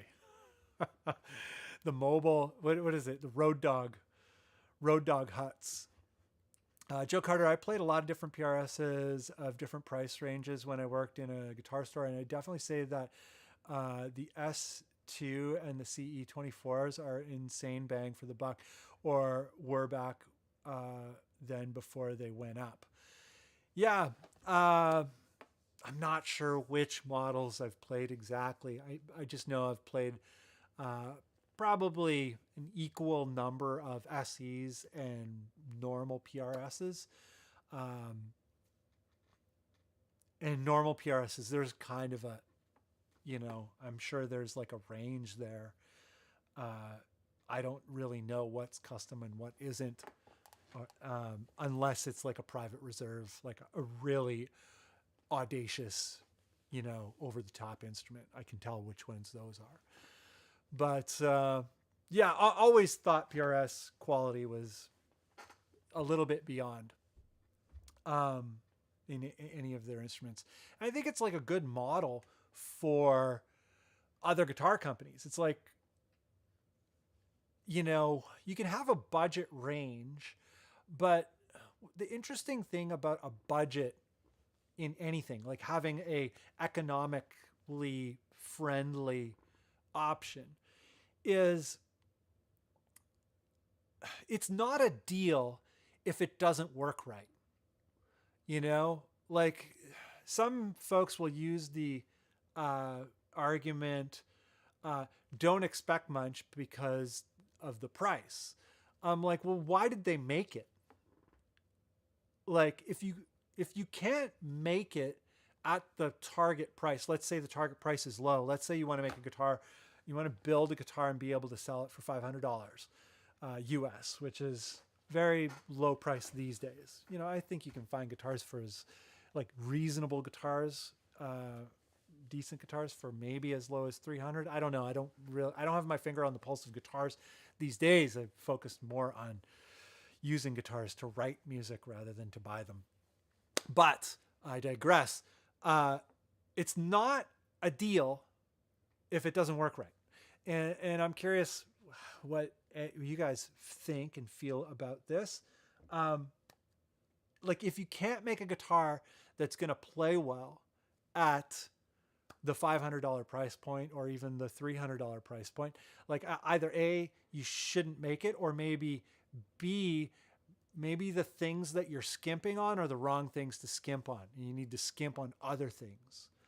So usually finishing is a big, like materials and finishing are a big area where cost is high. So like just painting anything is cost intensive. It takes a bunch of coats of paint to paint stuff. So maybe there's a more economic finish that people can put on guitars, like an oil type of finish. Something that is almost no steps. And then things like binding. Binding is very expensive because binding has to be put on by hand. And then it has to be set, and then it has to be razored and finished and all of that kind of stuff. But like taking a look at those kinds of things, getting rid of those, and then making sure that the frets are good, making sure that the necks are good, making sure that the necks are seated well. Because like 80%, maybe 90% of the guitar is the neck and how it joins the body. But a lot of things about the body can be pretty rough, like pick guards. Do we need pick guards? No. Do we need finish? No. Do we need binding? Definitely not. I'm looking at a guitar here right now. What else can we skimp on to save money? Do we need controls? Like if it's a budget instrument, maybe you don't need controls. A volume knob is all you get. But like a decent bridge, a solid bridge that can be adjusted properly. And a decent pickup, but maybe only one pickup. I'd way rather have a guitar that plays and sounds good and is very bare bones than have a guitar that has all these look features and everything plays like shit. I don't know. It's interesting because I see a lot of people criticize like budget guitars and whatnot. Or I remember with like Rondo guitars, people would be complaining about like a ding in the finish and or finishing issues. I'm like, I think you're focused on the wrong thing. This is a $300 instrument. Like, does it play? And does it tune?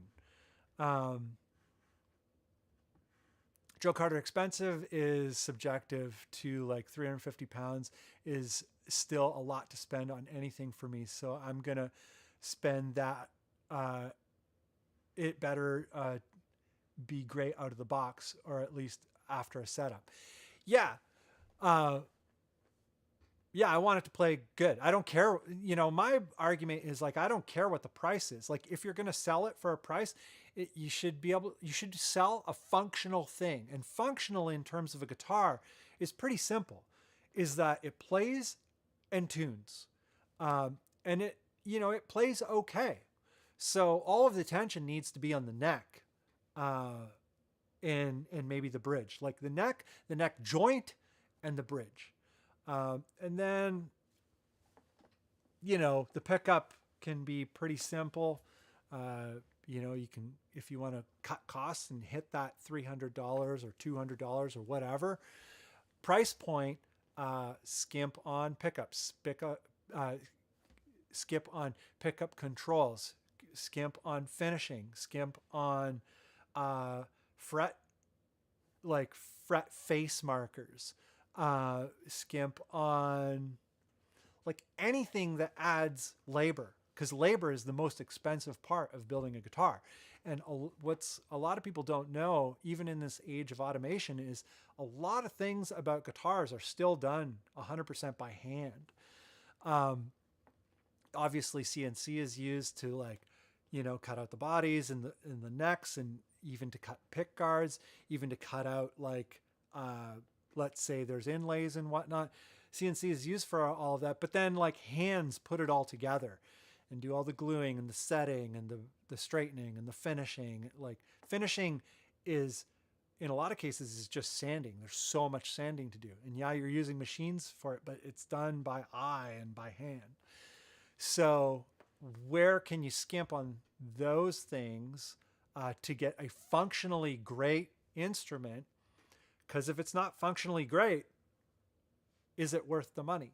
I would say no. It's a weird thing. I see so many guitar companies where all of the attention is on all the wrong things. Maybe there are a lot of people who buy guitars and they don't even care about its playability and its functionality. I definitely know someone who bought, not that long ago, who bought a Jackson Dinky, like one of the Asian made ones. And it was brand new and crazy cheap. I don't know, $200 or something like that. I think it was under $300. I'm like, what? But it looks like a normal Jackson Dinky, which is confusing. There was nothing to say that it was, made on the super cheap. But the neck was bananaed, and there was all this money spent on making it look like a high ticket Dinky, when they could have spent they could have stripped it down, no finish or no paint finish, just an oil finish, one pickup, strip it down to the absolute basics and focus on it having a great neck and being playable. Because what's the point? But this person didn't realize that it was unplayable. They were kind of a novice player, and they do just the one finger kind of playing and just a few chords, not very advanced. So I guess it's hard to tell when you're early on. It's a bummer. I wish companies would focus on getting good guitars, functionally great instruments into people's hands, and cut on other things. And Ed Sweetman says, forget controls, you don't need them. Ed, I think, are all your basses set up where it's just pickup direct to jack? Honestly, you don't really need. I like to have a volume because I like to roll off my volume on guitar. On bass, it doesn't really matter. The only thing with bass and having a volume knob that's functionally great for me is if I'm playing with a lot of gain and I can, roll the volume down in between songs so that there isn't noise in the dead air. But usually I have a gate on my high gain tones, so that's not an issue. I don't know.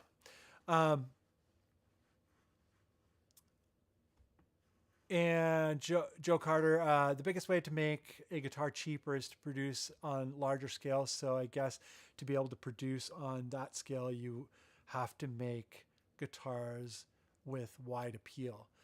I guess, or maybe it's about using information systems such as social media and whatnot to kind of like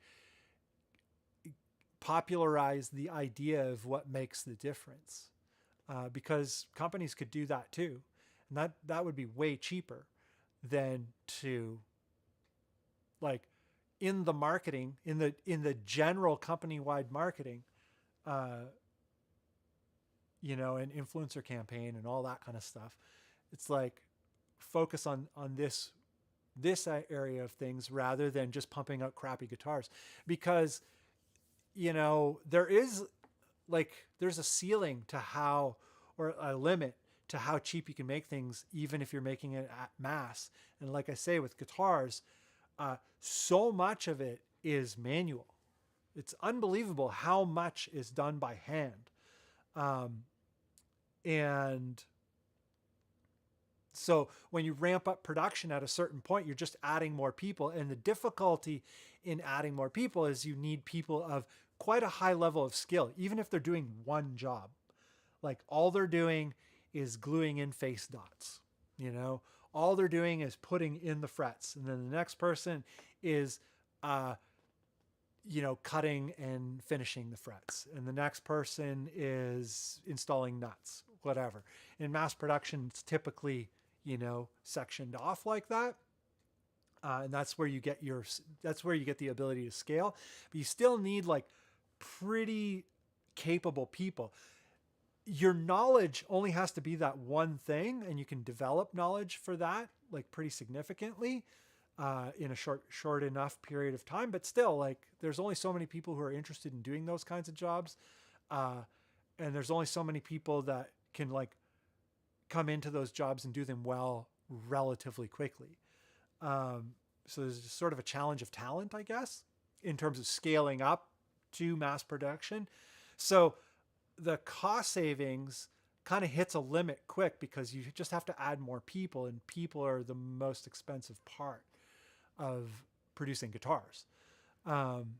So there is a cost savings, obviously, in mass production, but I don't think it's as much of a savings as you would assume compared to other things like Logitech or Apple making this mouse, you know, like it's all machine. There's almost no hand doing in this. There's some, but there's so much machine involved in making that mouse.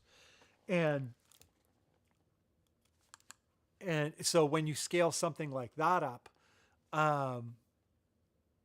it goes to the moon, you know, so the cost of production per unit, it goes way down, and the talent requirement doesn't go up as fast in order to meet that production volume. So yeah, it's interesting, the music business.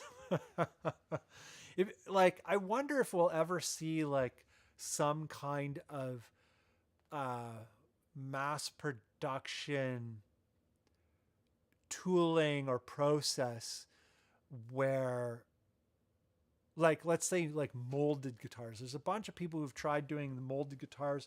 There's that one company, STOKED or whatever. I don't know how you say it, but I think theirs are molded, injection molded bodies. There's aluminum guitars, and those are molded. I'm not sure if there's like a cost savings in producing those kinds of instruments on the production side of things, you know, like Electrical Guitars Company or anyone making aluminum guitars. I think the expense, like the reason why it's quite expensive to make those is because they don't make very many, and they don't have very many people, and it's kind of a small shop, and It takes a lot of effort, and there's a lot of care and attention into each instrument, even though like the mold is the mold. Although I don't know how they do the molds. I would imagine they have some kind of permanent mold and they're not using like a sand mold. But I don't know. I've never been in their factory. Sand, like a lot of aluminum things, a lot of cast things, they use sand. Not on a mass production, but like on a custom level. They'll have like, they use sand and they'll fill the sand mold up with whatever, usually aluminum, liquid aluminum or liquid metal of some kind. And then they'll just break the mold open and all the sand will fall away and they wash it off. And there you go. You got a cast metal thing. And that's how like artisanal artisans or whatever work with that process. But in terms of like something with a little bit more production scale, like electrical guitar company, they make quite a few guitars. They must have permanent molds, but I don't know. Who knows anything about that? Who's been in one of those factories? I think the biggest misconception that guitar companies have is that cheap guitars equals beginner guitars, and beginners won't necessarily want bad quality, so they spend extra on making them look cool. Yeah, I think you're right. Like, when you're a novice and you don't know anything, you're definitely going to buy the thing that you visually associate with. I think I did that when I was a kid. But I remember also as a kid, I was lucky. I got like an old beater guitar from, a hand-me-down in my family. And it was all beat up and kind of a parts guitar or whatever, but it was actually a phenomenal guitar. And some friends of mine had, what were cheap guitars back then. Back then, this is the 80s, and like a cheap guitar was still like pretty expensive given how much money people made back then. So, and I noticed, like, had the luxury of being able to kind of compare. I think if I had never played a guitar before and I just got whatever cheapo guitar that looked cool but played like shit, like maybe I wouldn't have noticed. But I had the luxury of knowing what like a great playing guitar felt like and sounded like. And I remember playing a few friends' guitars and I'm just like, what is this? This is unplayable. And all I could play was like power chords. Like I couldn't play anything, a couple Metallica riffs or maybe some Anthrax. But it was enough to be able to tell the difference between the sort of quality levels or setup levels or whatever, sharp frets and stuff like that.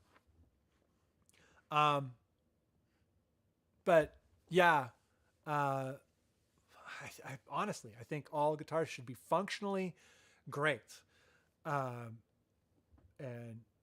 skimp on something else. Focus on the shape. Like the shape can be cool, and maybe like with colors, like some kind of a staining process that can be applied quickly rather than painting and having to paint in layers and set the painting. Like you got to prime it, then you got to sand it, then you got to, spray it down, then you got to sand it again, all that. Like maybe there's a way to do it with, like if color is important to companies, to do it in a stain type of way, or to do like injection molded bodies of some kind, and figure out a way to do that well. Because the body isn't as important as the neck. The neck is 80% of the guitar, maybe more.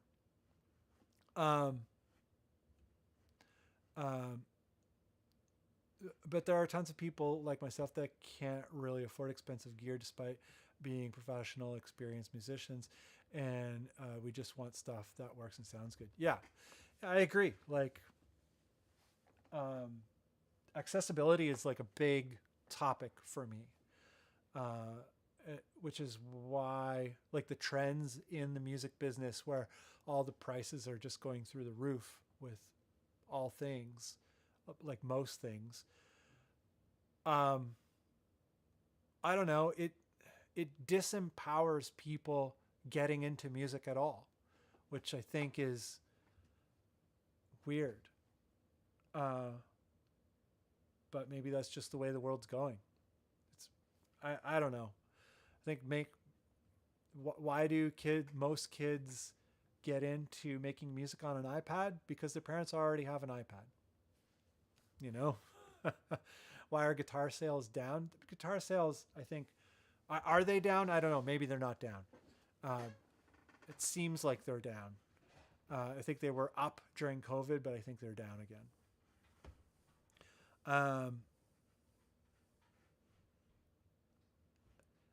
It's Sweetman. One bass has one volume and one tone, which I always just max out. Other bass is pick up straight to output jack. Yeah.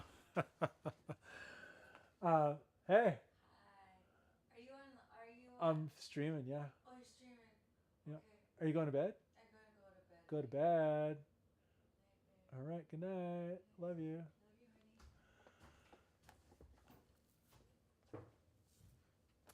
you, honey. Yeah, I guess it's that time. It's 10 o'clock. All right. I'm going to probably shut down the stream.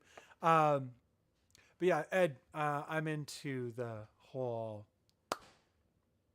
I'm into the minimalist thing with switching. On guitars, I like having a neck pickup, like a neck single coil and a bridge humbucker and a 3-way position switch for it and a volume knob. I don't need a tone knob for anything personally. On bass, honestly, a volume knob is perfectly enough. My Tobias, I have an original real Tobias bass, and it just has a volume knob on it. It's great. Joe Cutter, by the way, I found the newsletter this week super inspiring and motivating. So thank you for that. Oh, stoked. Thanks, Joe, for getting in there. Yeah, you know, the newsletter is not a work in progress. It's an exercise for me in a couple different ways. And I'm curious if other people have these sorts of things that they've challenged themselves to. But like, I needed something that was kind of doable, that was important to me, that was hopefully had value in it for someone else, and that I could do on a schedule, like that I could do consistently and hopefully never miss. And because I've been trying to do that forever with videos, and I realized like for me to do weekly videos, it's just not what I'm supposed to do. I'm supposed to make music full time and then do videos occasionally. Like a video once a month for me is perfect. But in this fast-paced world, you know, not that we all have to be fast-paced just because the world is fast-paced, but in this world where things are moving all the time, and kind of there is a little bit of pressure to kind of show up frequently. There's this weird thing that happens, like I noticed this on YouTube, if you don't do something for a couple of weeks, people are like, oh man, what happened to you? I'm like, I don't know. I'm a musician and I make videos sometimes.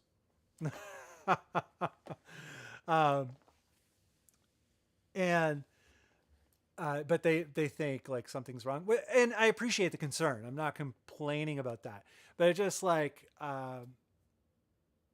you know, there can be this thing in terms of being an artist and getting yourself out there and whatnot. Like if there's no activity, that folks will equate that with like, oh, I guess that's done. That's over.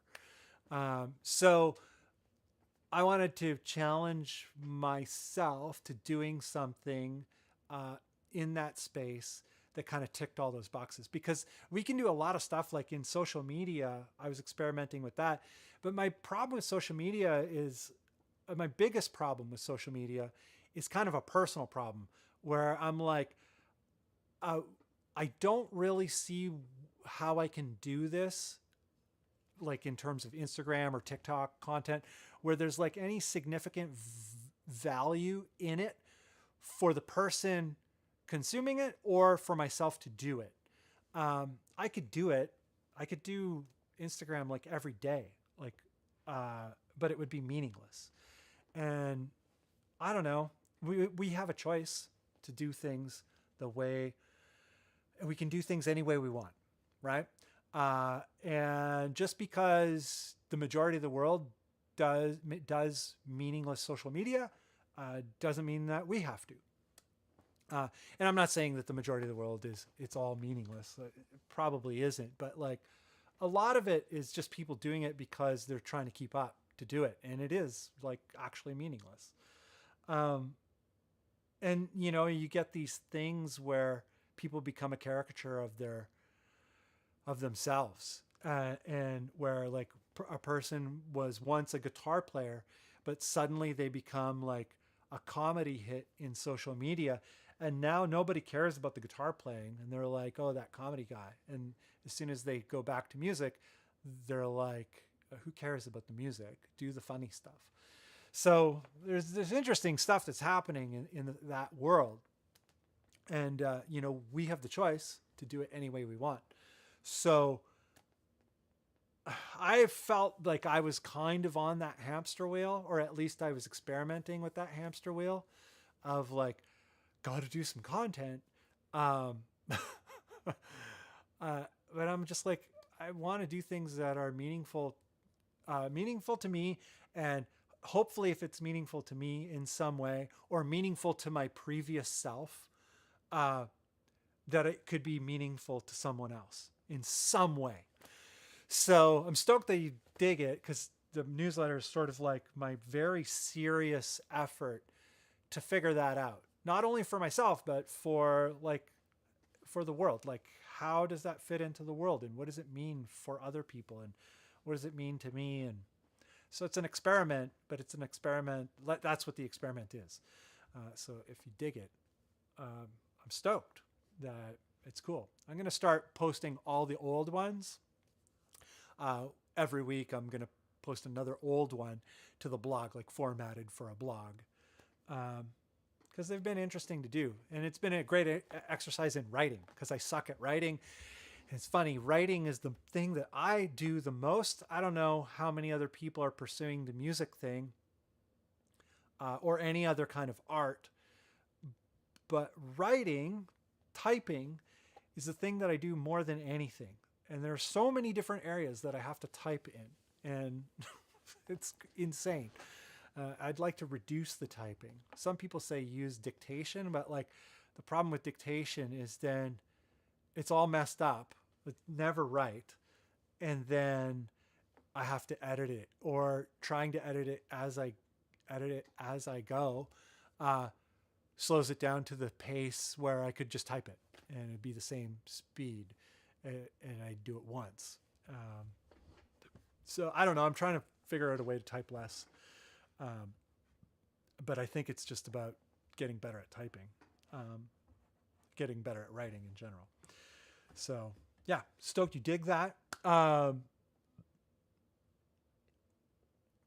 going to shut it down shortly.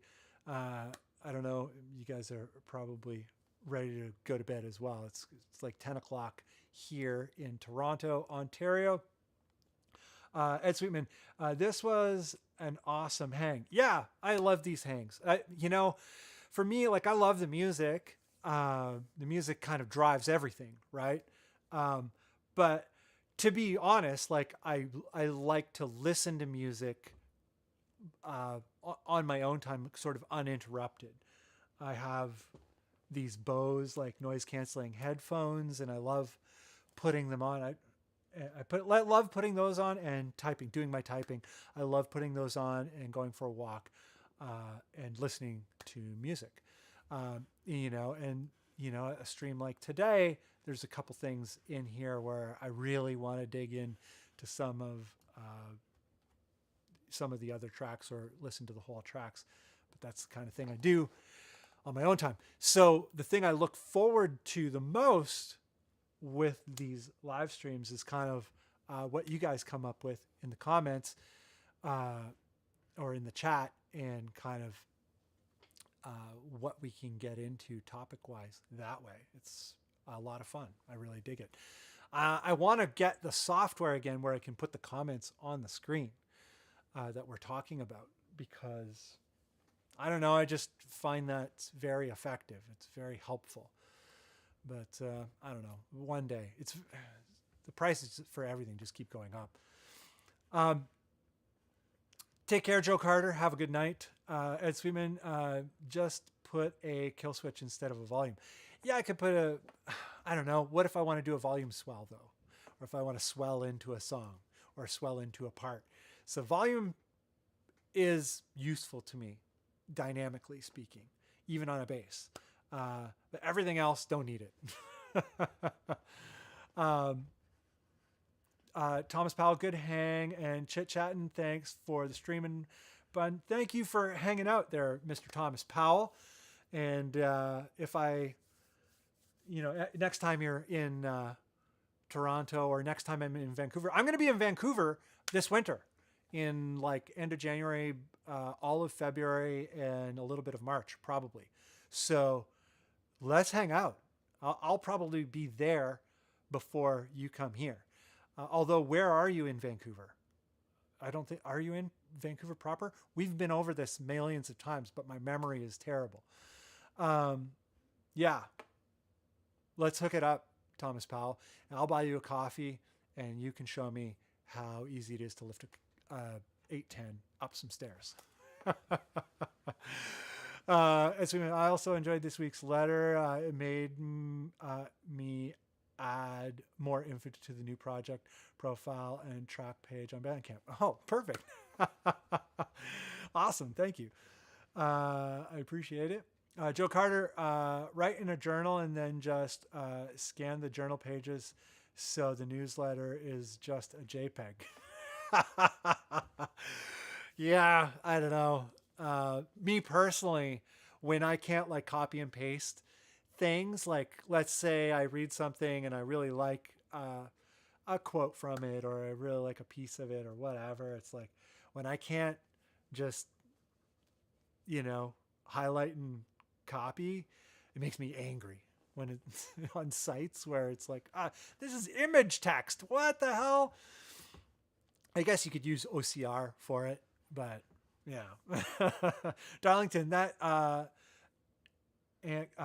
messes with your brain sometimes, and you lose the ability to pay attention to your surroundings, so use it sparingly. I think you're talking about social media in general, quite possibly. Yeah. And anyhow, with that said, it is 10:15. It's been a little bit of a longer one, but always a good one. Awesome tracks today. Thank you to everyone who submitted, who might still be in the stream. I'm taking off. Have a good weekend. And the next Bandcamp Friday, I don't know. Is there a Bandcamp Friday? Bandcamp. Let's just see quickly if we can find this. Bandcamp Friday, 2024. It might be that. I have a feeling December 1st, 2023. So I don't know if Bandcamp Fridays are going to continue into the new year. It's going to be interesting to see what happens, because it's a new company that owns Bandcamp, Song Trader. Who knows how long that'll last. But is there going to be a new Bandcamp Friday in January? Maybe not. Send invite meeting. Oh, what the heck is that? I don't know. We'll play it by ear. But if there's a Bandcamp Friday in January, we'll see you then. If not, we'll see you in February.